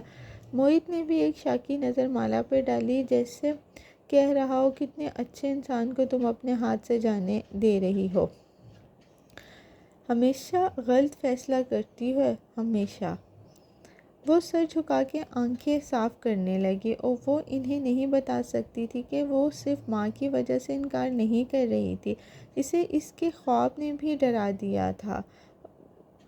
اس پہ اور اس کی ماں پہ جادو تھا، اور اس لیے بہتر تھا کہ زیاد سلطان اس کے خاندان سے دور رہے، ورنہ اسے ڈر تھا کہ زیاد کے ساتھ کچھ برا ہوگا۔ کچھ ایسا برا خواب یاد آتے ہی اس نے پھر سے جھرجھری لی۔ ہر بات بتائی جانے والی نہیں ہوتی۔ اس کے جانے کے بعد وہ گھر میں نہیں رکی، اب بس اپنا پینٹنگ کا سامان لیے ریسٹورنٹ چلی گئی۔ آج صبح نہیں آ سکی تھی تو سوچا ساری شام وہاں لگا دے، شاید ذہن بٹ جائے، لیکن کام میں دل نہیں لگ رہا تھا۔ بار بار زیاد سلطان کی اداس آنکھیں سامنے آ جاتی تھی، البتہ اس کے دل میں زیاد کی عزت بڑھ گئی تھی۔ زیاد نے اس سب کو انا کا مسئلہ نہیں بنایا تھا، اس نے شریفانہ طریقے سے بات کو ختم کر دیا تھا۔ اگر وہ کہتا کہ وہ اس کا انتظار کرے گا تو اس کے دل پہ بوجھ بڑھ جاتا، لیکن اس نے مالا کا بوجھ ہونے نہیں دیا تھا۔ اس نے بات صاف کی جیسے وہ ہمیشہ کرتا تھا، اور کیف کہتا تھا کہ وہ اس کا دل دکھائے گا۔ اف کیف! اس نے کرہا کے زور سے برش رکھا۔ وہ زمین پہ گلاس بال کے سامنے بیٹھی اس پہ آنسو پینٹ کر رہی تھی۔ یہ کیف کہاں سے آ جاتا ہے بار بار، کسی نہ کسی خیال کی کڑی اس سے جا ملتی ہے۔ ہر چند دن بعد اسے لگتا تھا کہ وہ اسے بھول گئی ہے، اور پھر کوئی چھوٹی سی بات اسے یاد دلا دیتی تھی۔ آج کتنے دن ہو گئے تھے کیف کو اس کی زندگی سے نکلے؟ شاید 10، شاید 12۔ اس نے اب حساب رکھنا بھی چھوڑ دیا تھا۔ امیر باپ کا امیر بیٹا، وہ اپنے ملک واپس چلا گیا تھا، اور وہ اس کے فریب کا تاوان آج بھی ادا کر رہی تھی۔ اوہو مالا، وہ جو زمین پر بیٹھی سر جھکائے برش پینٹ اٹھا رہی تھی ایک دم ساکت ہو گئی۔ آواز عقب سے آئی تھی اور اس آواز کو وہ پہچانتی تھی۔ وہ اسے لاکھوں مجمع میں بھی پہچان سکی تھی۔ پھر اس نے سر جھٹکا نہیں، یہ وہ نہیں ہو سکتا تھا، اسے وہم ہوا تھا۔ یقیناً وہ ہلی نہیں، سانس بھی نہیں لیا۔ برش کو پینٹ میں مکس کیے گئے، برش کے بال سرمئی رنگ سے لتھڑ چکے تھے، لیکن وہ غائب دماغی سے اسے بلیڈ پہ رگڑ رہی تھی۔ دل زور زور سے دھڑک رہا تھا۔ کشمالا، وہ آواز پھر سے آئی۔ برش اس کے ہاتھ سے نیچے گرا۔ اس نے گردن اٹھائی۔ سامنے گلاس وال تھی جو آدھی پینٹ ہو چکی تھی۔ اس کے شیشے میں اپنا عکس دکھائی دے رہا تھا، عقب میں کھڑا ایک ہیولا، دل کو جیسے کسی نے مٹھی میں لے لیا۔ کیا ہم بات کر سکتے ہیں؟ اس کی آواز دھیمی تھی، سرگوشی میں کی جانے والی درخواست۔ وہ کسی خواب کی سی کیفیت میں کھڑی ہوئی، گود میں رکھی چیزیں نیچے گری، پینٹ کی ٹیوب، ڈسٹر، ٹشو، چاک۔ اب وہ پورے قد سے کھڑی تھی، لیکن اس کی نو واردات کی طرف پشت تھی۔ کیا پیچھے مڑ کر دیکھنا چاہیے؟ کیا وہ نمک کا مجسمہ بننے کا خطرہ مول لے سکتی تھی؟ میں جانتا ہوں تم میری شکل تک نہیں دیکھنا چاہتی، لیکن ایک دفعہ میری بات سن لو۔ وہ آپ سے کب تم پہ آیا تھا، فرق میں یا اس سے پہلے کی قربت میں؟ کون سا فاصلہ کب طے ہوا تھا؟ وہ دھیرے سے اس کی طرف پلٹی۔ وہ وہم نہیں تھا، وہ حقیقت تھا۔ وہ اس کے سامنے کھڑا تھا، سیاہ پینٹ پہ سفید شرٹ پہنے جس کی آستین موڑ رکھے تھے، پیروں میں سیاہ بوٹ اور کلائی میں قیمتی گھڑی تھی۔ اس کا لباس اس کیف سے کئی زیادہ قیمتی اور برانڈڈ لگتا تھا جس کو وہ جانتی تھی۔ بال جیل لگا کے پیچھے کیے رکھے تھے، چہرے کی شیو ویسی ہی بڑی تھی۔ وہ اس کی بھوری آنکھیں وہ کشمالا پر جمی تھی۔ کیسی ہو؟ یہ اس کا کیف نہیں تھا، یہ ماہر فرید تھا۔ لمحے بھر میں اس کی یادداشت تازہ ہوئی، جیسے کسی نے منہ پہ تماچا مارا ہو۔ یہ اس کا فریب کار تھا۔ وہ چند ثانیے ٹکر ٹکر اسے دیکھے گئی، پھر سارا خون سمٹ کے چہرے پہ آ گیا، پہلو میں گلی مٹھی بھینچ گئی۔ کیا وہ کیف کو تھپڑ مار سکتی تھی؟ لیکن اطراف میں گزرتے ویٹرز، میزوں پر بیٹھے مہمان ابھی تک ان کی طرف متوجہ نہ تھے۔ وہ ان کو متوجہ کر بھی نہیں سکتی تھی۔ وہ ایک دم پلٹی اور جھک کر زمین سے اپنی چیزیں اٹھانے لگی، کینوس، بیگ، برشز ڈالے، موبائل بیک پیک میں پھینکا۔ وہ بے چینی سے ان کی حرکات دیکھ رہا تھا۔ اپنی چیزیں اٹھا کر وہ ماہر کو دیکھے بغیر ایک طرف سے نکل گئی تو بے اختیار اس کے پیچھے گیا۔ مالا پلیز۔ کشمالا کے قدم ٹھہرے۔ میں تمہیں نہیں جانتی، مڑے بغیر دبا دبا سا بولی۔ آئندہ میری ورک پلیس پہ مت آنا۔ پھر کہاں آؤں؟ کہا نا میں تمہیں نہیں جانتی، تماشا مت بناؤ، غرا کے کہا، اور پھر وہ رکی نہیں، تیز قدموں سے ریسٹورنٹ کے ایگزٹ کی طرف بڑھ گئی۔ میں ہر چیز کی وضاحت کر سکتا ہوں۔ وہ راہداری میں آ کے چلی جا رہی تھی اور وہ اس کے پیچھے چلتا اتنا آہستہ بول رہا تھا کہ صرف وہی سن سکے، لیکن اس نے نہیں سنا بھی تو رکی نہیں۔ باہر ریسٹورنٹ کی پارکنگ ایریا گاڑیوں سے بھرا تھا، اسٹریٹ پولز اور دوسری زرد بتیاں رات کے اندھیرے کو خوبصورت بنا رہی تھی۔ مالا نے ویلے کو اپنے کار لانے کے لیے کہا اور اس کے ڈیسک کے ساتھ کھڑی انتظار کرنے لگی۔ دل بری طرح سے دھڑک رہا تھا۔ اسے احساس ہوا کہ وہ اس کے ساتھ آ کھڑا ہوا ہے اور وہ اس کا پرفیوم پہچانتی تھی۔ یہ وہی تھا کیف مالا۔ اس نے چہرہ موڑ کر اسے دیکھا۔ یہ وہ نہیں تھا، یہ اس کا کیف نہیں تھا۔ میں تمہارا تعاقب کار نہیں ہوں، بس یہی واضح کرنا چاہتا ہوں۔ اس کے کندھے کے قریب کھڑا وہ سامنے دیکھتے ہوئے آہستہ سے بولا۔ دور سے وہ دونوں پارکنگ ایریا میں ساتھ کھڑے دور راہگیر نظر آ رہے تھے اور ایک دوسرے سے لاتعلق اپنی اپنی کارز کے منتظر تھے۔ پھر میرا تعاقب مت کرو، مجھے تم سے کوئی بات نہیں کرنی۔ راہگیر لڑکی کا چہرہ غصے اور بے بسی کی حد سے زیادہ سرخ پڑنے لگا۔ صرف ایک دفعہ مجھے بتانے دو کہ میں نے ایسے کیوں کیا، میں مجبور تھا کشمالا۔ مرد راہگیر سامنے دیکھتے ہوئے بولا تو آواز میں منت تھی۔ اس کی کار سامنے آ چکی تھی۔ ویلے نے باہر نکل کے چابی سے تھمائی، وہ اندر بیٹھی اور بیگ پیک فرنٹ سیٹ پر ڈالا، پھر کھڑکی کا شیشہ نیچے گرایا اور باہر کھڑے اس راہگیر کو دیکھا جو زخمی نظروں سے اسے دیکھ رہا تھا۔ دوبارہ میرے سامنے کبھی مت آنا کیف۔ اس کی آنکھیں گلابی پڑ رہی تھی۔ پھر اس نے کار آگے بڑھا دی۔ ماہر نے دیکھا اس کے دوپٹے کا کنارہ دروازے کے بیچ پھنسا باہر سے دکھائی دے رہا ہے۔ موبائل کی تھر تھراہٹ نے اس کی توجہ کشمالہ کی کار سے ہٹا دی۔ اس نے بیزاری سے موبائل سکرین دیکھی، وہاں بیربل کا میسج جگمگا رہا تھا۔ صرف اتنا بتا دو، تھپڑ تو نہیں پڑا؟ میری اور شبنم کی شرط لگی ہوئی ہے۔ اس نے زیر رب بیربل کو بہت سے القابات سے نوازتے ہوئے موبائل واپس جیب میں ڈالا۔ تمہیں میری بات سننی پڑے گی کشمالہ مبین، وہ دور جاتی کار کو دیکھ کے بڑبڑایا۔ میں بھی یہی ہوں اور تم بھی یہی ہو، دیکھتے ہیں پہلے کون ہار مانتا ہے۔ وہ گھر آئی تو شاید ڈسٹرب لگ رہی تھی۔ ماں اور مبید سے بات کیے بغیر وہ کمرے میں چلی گئی۔ چند دن سے جو خود کو سنبھالنا شروع کر دیا تھا تو یوں لگتا تھا اسے کیف سے فرق نہیں پڑتا، لیکن وہ گرل تھی، فرق پڑتا تھا۔ کیوں؟ بس یہی سمجھ نہیں آ رہا تھا۔ ایک تو پہلے ہی اتنا بوجھل دن گزرا تھا، زیاد کو اس کے منہ پر انکار کرنا، گزشتہ رات ماں کا گر جانا، پھر آج سارا دن اس نے زیاد سے بات نہیں کی تھی۔ حالانکہ زیاد نے اس کے گھر سے نکلتے ہی سے میسج کیا تھا کہ وہ جانے سے پہلے اس کے بات کرنا چاہتا ہے، اور یہ وہ کبھی ایسا نہیں کہے گا جس پہ کشمالہ خود کو بوجھل محسوس کرے۔ لیکن اس نے زیاد کو جواب نہیں دیا تھا۔ وہ جاننا چاہتی تھی کہ وہ ایسا کچھ کہے جس سے وہ کمزور پڑ جائے۔ اتنی ذہنی الجھنوں کے ساتھ وہ کام پر گئی تھی کہ شاید پینٹنگ اس کا دھیان بٹا دے، اور پھر ایسا دھیان بٹا کہ دماغ کے 14 طبق روشن ہو گئے۔ وہ باتھ روم کے آئینے کے سامنے کھڑی جھک کر چہرے پر پانی کے چھینٹے مار رہی تھی۔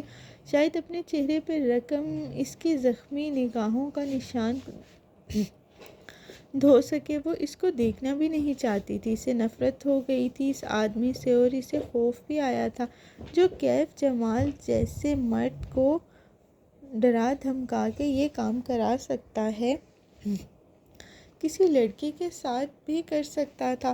اور پھر سے اس کی تصویر، وہ زخمی لڑکیوں کی تصویروں والا البم، اسے سب یاد تھا۔ اس کا گیلا چہرہ اٹھا کر آئینے میں خود کو دیکھا تو اسے اپنی آنکھوں میں خوف نظر آیا۔ خوف نفرت سے کم تھا لیکن موجود تھا۔ اف خدایا، اس نے کیسے اس آدمی کو 1.5 ماہ اپنے گھر میں رہنے دیا؟ تولیے سے چہرہ صاف کرتی وہ باہر نکلتی دیکھا سامنے وہ چھوٹا سا ڈبہ رکھا تھا۔ اس نے بخفی سے کہا تھا کہ اوپر جو برشز وہ چھوڑ آئی ہے وہ یہاں لا کے رکھ دے۔ وہ چونکے وہ اس ڈبے کو بالکل باہر نکال کے بھول گئی تھی، اس لیے وقت بھی اسے بھی اٹھا لائی تھی۔ شاید نہیں، یہ نہیں لانا چاہیے تھا۔ مالا دھیرے سے کرسی پر بیٹھی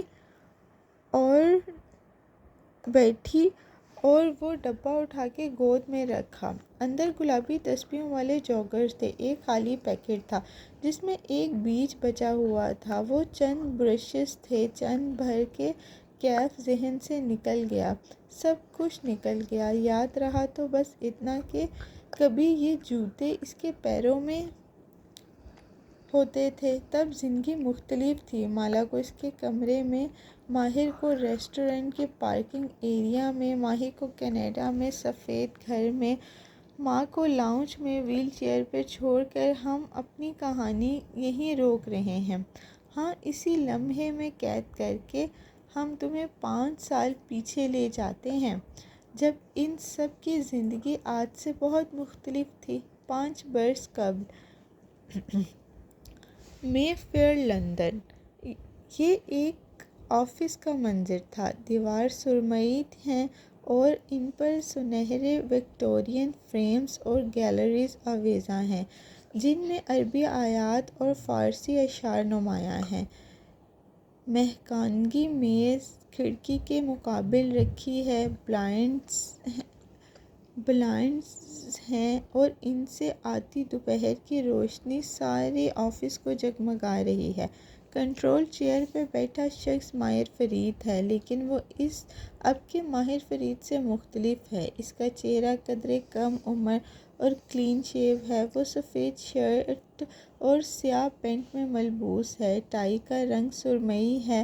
ویسٹ کف لنکس بنے ہوئے بال سب ظاہر کرتے ہیں کہ وہ کام کے لیے تیار ہو کے دفتر آیا ہے، لیکن اس کے چہرے سے ایسا نہیں لگتا۔ اس کی آنکھیں گلابی ہیں، ہلکی سی گیلی، اور ہاتھ میں ایک آدھ بجھا سگار ہے جسے وہ ایش ٹرے میں مسل رہا ہے۔ کمرے میں سگار کی میٹھی سی خوشبو پھیلی ہے۔ وہ سیٹ کی پشت سے سر ٹکائے سامنے رکھے ایک فریم کو دیکھ رہا ہے۔ فریم میں دو افراد موجود ہیں، ایک کرسی پر بیٹھا وجیح بوڑھا آدمی جو سوٹ میں ملبوس ہے، اور ایک اس کے کندھے کے پیچھے کھڑا ماہر۔ ماہر نے ایک ہاتھ اس کے شانے پر رکھا ہوا ہے۔ وہ دونوں مسکرا رہے ہیں۔ وہ گیلی آنکھوں سے اس تصویر کو دیکھتا ہے۔ وہ اس کے باپ کی تصویر تھی۔ آج اس کے باپ کو اس دنیا سے گئے 5 دن ہوئے تھے۔ اس نے آنکھیں بند کی۔ ذہن کی تجویری میں بہت سے خانے کھلے پڑے تھے، جیسے ساری یادداشتیں آپس میں گڈمڈ ہو رہی تھیں۔ یادداشتیں ٹکڑوں کی طرح سامنے آ رہی تھی۔ اس نے ایک یاد کو تھامنا چاہا۔ ایک کم عمر لڑکا اپنے باپ کے ساتھ گارمنٹ اسٹور پہ بیٹھا تھا۔ وہ دونوں ہتھیلیوں میں چہرہ گرائے پریشانی سے باپ کو دیکھ رہا تھا، جو کیش کاؤنٹر پر برجمان، اینک ناک پر جمائے، مسکرا کر ایک گاہک سے بات کر رہا تھا۔ پھر اس نے گاہک کو سامان کا تھیلا پکڑایا تو بچہ چونکا، قدرے بے چینی سے سیدھا ہوا، جیسے اسے روکنا چاہتا ہو۔ اس نے باپ کو اشارہ کیا، لیکن باپ متوجہ نہیں تھا۔ اس نے مسکرا کے گاہک کو اپنے بیچوں کا ننھا سا پیکٹ تھمایا۔ ان کو میری طرف سے مٹی میں دبو دینا۔ وہ اب گاہک کو ہدایت دے رہا تھا۔ بچہ خفگی سے اسے دیکھے گیا۔ ابا، اس نے کم پیسے دیے ہیں۔ ان کے جاتے ہی وہ بے چینی سے بولا، اگر کوئی ایک پینی بھی زیادہ دے تو آپ فوراً واپس کر دیتے ہیں، مگر کم پہ کیوں نہیں بتایا؟ اس کے باپ نے مسکرا کر اسے اینک کے اوپر سے دیکھا۔ اس کے پاس جتنے تھے اس نے دے دیے، جو نہیں دیے وہ اس کے اوپر میری انویسٹمنٹ ہے۔ اس سے کیا ہوگا؟ وہ الجھا۔ اب وہ میرا دوست بن گیا ہے، اور زندگی میں انسانوں کے اوپر انویسٹمنٹ کر کے ان کو دوست بنا لینا چاہیے۔ دوست کام آتے ہیں، پیسہ نہیں۔ گارمنٹس کی دکان ماضی کی جھروکوں میں مدھم ہو گئی۔ اس کی جگہ مارکیٹ سٹالز نے لے لی۔ یہ بھی پرانے لندن کی ایک مارکیٹ تھی۔ وہ نوعمر لڑکا ہاتھ میں کتاب لیے باپ کے برابر چلتا آ رہا تھا۔ اس کے چہرے پہ جھنجھلاہٹ تھی۔ ابا، میرا ایگزام ہے، میں نے پڑھنا ہے۔ میں یہاں کیا کر رہا ہوں؟ تم یہاں انسانوں کو پڑھنا سیکھو گے۔ تمہیں اپنے باپ کی طرح انسانوں کو دوست بنانا چاہیے، ماہر۔ ابا، اس نے اکتا کے سر جھٹکا۔ مجھے گارمنٹس کا کام نہیں کرنا۔ تمہیں جو بھی کرنا ہے اس کام میں انسان تمہاری مدد کریں گے۔ اگر وہ تم پہ بھروسہ کرتے ہوں، تمہیں انسانوں کی سمجھ ہوگی تو ان کا بھروسہ جیتو گے نا۔ اس سے کیا ہوگا؟ وہ دونوں مارکیٹ کے سٹالز کے درمیان چلتے جا رہے تھے۔ وہ تمہاری بات مانیں گے، جو تم کہو گے وہ وہی کریں گے۔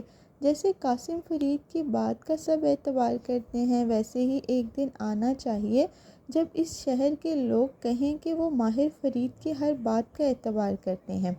پرانے لندن کی مارکیٹ مدھم ہو کر کہیں گم ہو گئی۔ ایک دوسری یاد ابھر کے آئی اور اس نے اس کا سر کچلا کھینچا۔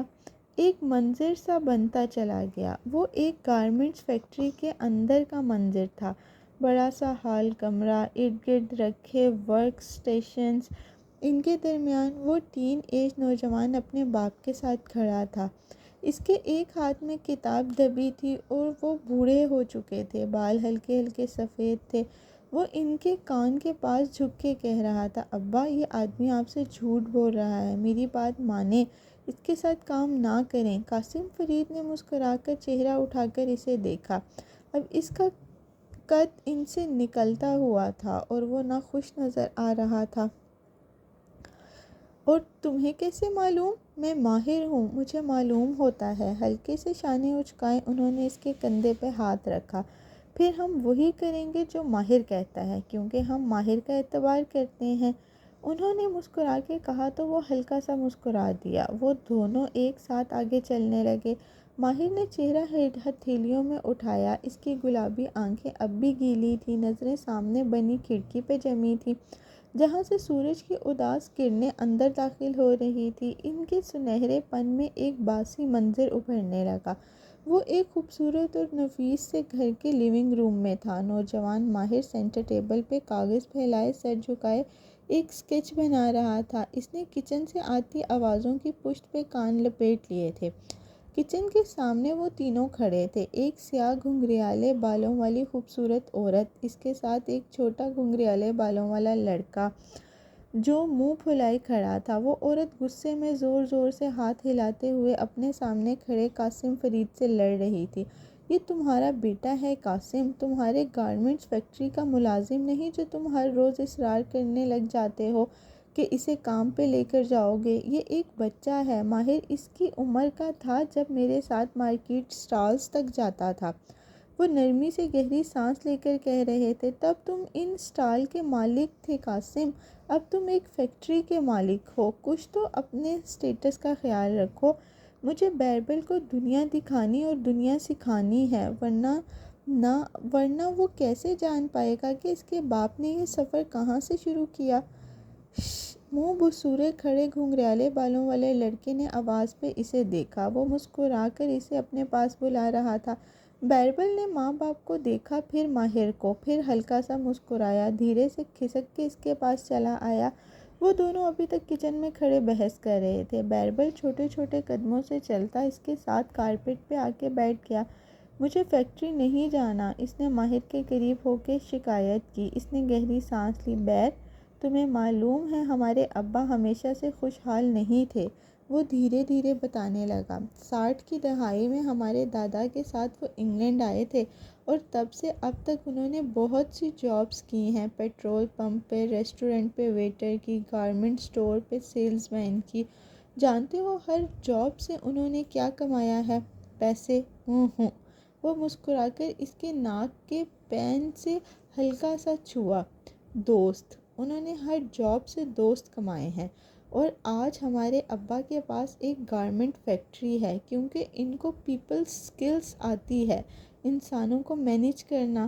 انہوں نے اپنے سارے خاندان کو قطر اور لندن میں سیٹل کروا دیا ہے کیونکہ لوگ ابا پہ بھروسہ کرتے ہیں، ان کے کہنے پر لوگوں کو جابز دیتے ہیں۔ جانتے ہو ابا کے دوست چاہے خانوں کے ملازموں سے لے کر قطر کے رائل فیملیز تک پھیلے ہیں۔ کیا تم ابا پہ بھروسہ کر کے ان کی بات نہیں مان سکتے؟ مگر میں نے نہیں جانا فیکٹری، وہ منہ پھلا کر اسی طرح بولا تو ماہر نے گہری سانس لی، پھر ایک افسوس بھری نظر اٹھا کے کچن میں کھڑے میاں بیوی کو دیکھا۔ وہ ہنوز بحث کر رہے تھے۔ اس کے سر میں درد ہونے لگا۔ منظر دھوئیں کے مرغولے میں غائب ہو گیا۔ وہ اب دھند چھٹی تو اب ایک اور منظر سامنے آیا۔ وہ ایک آفس میں بیٹھا تھا، میز کے پاس پارابیل فرید بیٹھی تھی، گھنگریالے بال جوڑے میں لپیٹے، گردن میں ہیروں کی لڑی پہنے وہ ٹانگ پر ٹانگ جمائے بیٹھی تھی، چہرہ سپاٹ تھا۔ ماہر، مجھے مجبور مت کرو، میں قاسم کے ساتھ نہیں رہ سکتی۔ ماں۔ وہ کرسی اٹھا اور گھوم کے اس کے سامنے آیا۔ اس کے چہرے پہ بے چینی اور پریشانی تھی۔ ماں پلیز ایسا نہ کریں، پلیز۔ اس نے گھٹنوں کے بل ماں کے سامنے بیٹھتے ہوئے اس کا ہاتھ تھام لیے۔ اس کی آنکھیں نم تھیں، چہرے پہ منت تھی۔ میں فیصلہ کر چکی ہوں، مجھے نہیں رہنا ان کے ساتھ۔ آپ اس وقت کو ان کو کیسے چھوڑ کے جا سکتی ہیں جب ان کو برین ٹیومر ڈائیگنوز ہوا ہو اور ان کو اس وقت آپ کی سب سے زیادہ ضرورت ہے۔ میں مزید اس کے ساتھ نہیں رہ سکتی۔ اس نے سختی سے اپنے ہاتھ چھڑائے۔ بیربل کیا کرے گا، وہ چھوٹا ہے، ایسے مت کریں، وہ ٹوٹے ٹوٹے الفاظ کہہ رہا تھا۔ ہماری فیملی ٹوٹ جائے گی، ابا بیمار ہیں، ان کو مت چھوڑ کر جائیں۔ آنسو کے چہرے پہ پھسل رہے تھے لیکن وہ اسی طرح گردن کڑائے بیٹھی تھی۔ چہرے پہ افسوس تھا لیکن فیصلہ اٹل تھا۔ وہ اٹھ کر چلی گئی تو وہ کتنی دیر زمین پہ بیٹھا رہا۔ پھر ایک دم اٹھا اور کھڑکی تک آیا۔ وہاں ایک ڈسپلے ٹیبل پہ ایک سفید عمارت کا ماڈل رکھا تھا۔ اس نے پوری قوت سے ماڈل کو دھکا دیا، ننھی سفید عمارت دھڑم سے زمین بوس ہو گئی، سارے ٹکڑے بکھر گئے۔ وہ منظر اس ماڈل کی کرسیوں کے عکس میں غائب ہو گیا اور اب ایک نیا منظر سامنے آیا۔ ایک اپارٹمنٹ کے اندر بتیاں جلی تھی، ایک بڑی سی کھڑکی تھی جس کے باہر بارش کی تیز تیز برس رہی تھی۔ بھیگتی کھڑکی کے آگے دو لوگ کھڑے تھے، ان کے چہرے ٹھیک سے دکھائی نہیں دیتے تھے۔ ایک کوٹ میں ملبوس ماہر تھا اور دوسرا گھنگریالے بالوں والی عورت۔ تم ایک دفعہ شمس سے مل لو تو دیکھو، میں جانتا ہوں اس شمس کو اچھی طرح، وہ پوری قوت سے چلا رہا تھا۔ اس کا چہرہ سرخ تھا اور آواز ٹوٹی ہوئی تھی۔ وہ میرے باپ کا ملازم تھا، آپ اس کو میرے باپ کی جگہ پہ نہیں لا سکتی۔ ماہر، یہ میری زندگی ہے، میں یہ فیصلہ کر سکتی ہوں۔ وہ بھی جواباً چلائی، میرے باپ کی سرجری ہونی ہے منڈے کو اور آپ اسی دن شادی کرنے جا رہی ہیں۔ میں نے اپنی زندگی کے اتنے سال دے دیے اس شخص کو، اور کیا کروں اس کے لیے؟ خدا را مجھے اپنی مرضی سے گزارنے دو۔ وہ بھی چیخ رہی تھی۔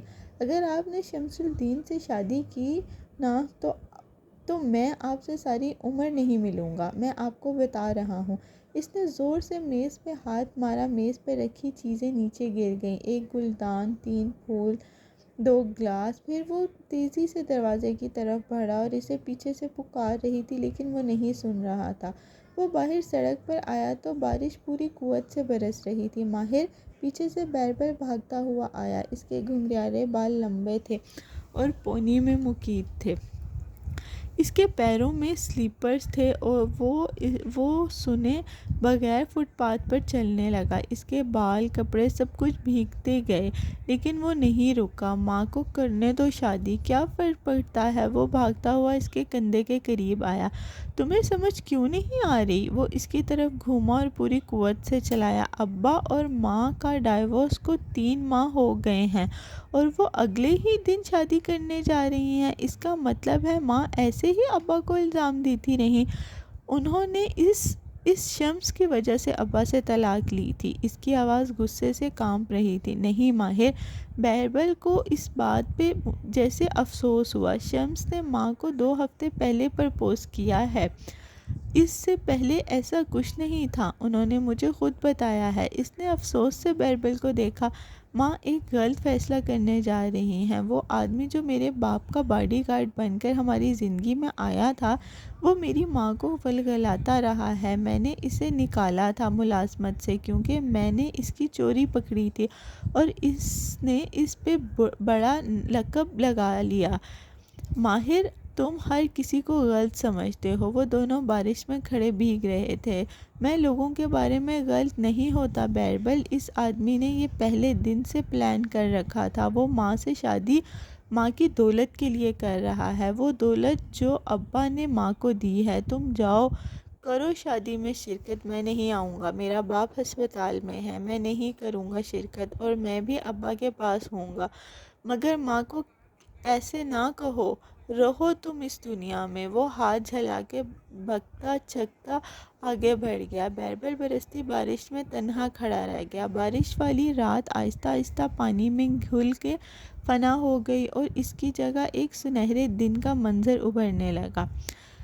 وہ ایک خوبصورت انگلش کنٹری ہاؤس کا لان تھا۔ گھاس میں 2 بینچ آمنے سامنے نصب تھے، ایک پہ ماہر بیٹھا تھا، ٹانگ پہ ٹانگ جمائے، جینز پہ پولو شرٹ پہنے۔ اس کا چہرہ پہلے سے دبلا لگ رہا تھا اور آنکھوں کے تلے ہلکے گہرے ہو رہے تھے۔ ہاتھ میں ایک سگار تھا جو سلگ رہا تھا، اسے لبوں پہ دبا کر ایک سانس اندر کھینچا اور آنکھیں بند کی۔ دھوئیں کے مرغولے ہوا میں بلند ہوئے، آنکھیں کھولی تو دیکھا دھوئیں کے بادلوں کے پار زارا کھڑی تھی، ہینڈ بیگ کہنی پہ ٹکائے۔ وہ ہمیشہ کی طرح سجی سوری ہوئی تھی، اونچی سکرٹ، لانگ بوٹ، شانوں پہ پھیلے بال۔ وہ اسے افسوس سے دیکھ رہی تھی۔ تمہیں معلوم ہے قاسم تایا کو تمہاری یہ نئی ایڈکشن کتنی بری لگتی ہے؟ وہ ناخوشی سے کہتے ہوئے اس کے سامنے بیٹھی۔ ماہر نے سگار والا ہاتھ سامنے کیا اور الٹ پلٹ کر اسے دیکھا۔ یہ میری محبوبہ ہے اور اس کو میں ابا کے کہنے پہ نہیں چھوڑ سکتا۔ شانے اچکا کر پھر سے لبوں سے لگا لیا اور زارا نے غور سے اسے دیکھا۔ مجھے معلوم ہے تم صبح سے یہاں بیٹھے کیوں اسموکنگ کر رہے ہو، وہ اسے غور سے دیکھتے ہوئے کہہ رہی تھی۔ بیربل نے بتایا ہے مجھے، اب تم دونوں بھائیوں کی ایک بہن بھی دنیا میں آ چکی ہے، وہ شمس کی بیٹی ہے، میری کچھ نہیں لگتی۔ وہ تلخ ہوا، جبڑا تک بھیج گیا۔ تم کب سے نہیں ملے اپنی ماں سے؟ ملا تھا 4 ماہ پہلے، وہ ڈاکومنٹ سائن کرانے گیا تھا جو کمپنی کے شیئر ہولڈر ہیں۔ ہاں لیکن ماہر، کبھی ایسے ہی مل لیا کرو جیسے بیربل ملتا ہے، وہ تمہیں کتنا بلاتی ہیں، ڈنرز پہ، تمہاری سالگرہ پہ تم نہیں جاتے۔ میں لوگوں کے پیچھے نہیں جایا کرتا، میرے سامنے ان کا ذکر مت کیا کرو۔ وہ بھوری آنکھیں دور سبزے پہ جمائے ہوئے تھا۔ دیکھو قاسم انکل کا ٹیومر بھی ٹھیک ہو گیا، مینجیوما تھا وہ، اب وہ بھی سیٹ ہیں، وہ کہیں گے تب بھی نہیں جاؤ گے اپنی بہن کو دیکھنے؟ کہا نا، وہ شمس کی بیٹی ہے۔ وہ اٹھ کھڑا ہوا، سگار ہاتھ میں تھا۔ اس کا نام حلال ہے۔ حلال نے پیچھے سے پکارا، وہ نہیں پلٹا۔ زارا نے پیچھے سے پکارا، وہ نہیں پلٹا، بس ایک نظر اٹھا کے آسمان کو دیکھا۔ حلال 2 روز پہلے لندن کے آسمان پہ چاند کمان کی صورت میں ابھرا تھا، حلال جیسا۔ پھر اس نے سر جھٹکا، وہ اس کی ماں کی بے وفائی کی نشانی تھی۔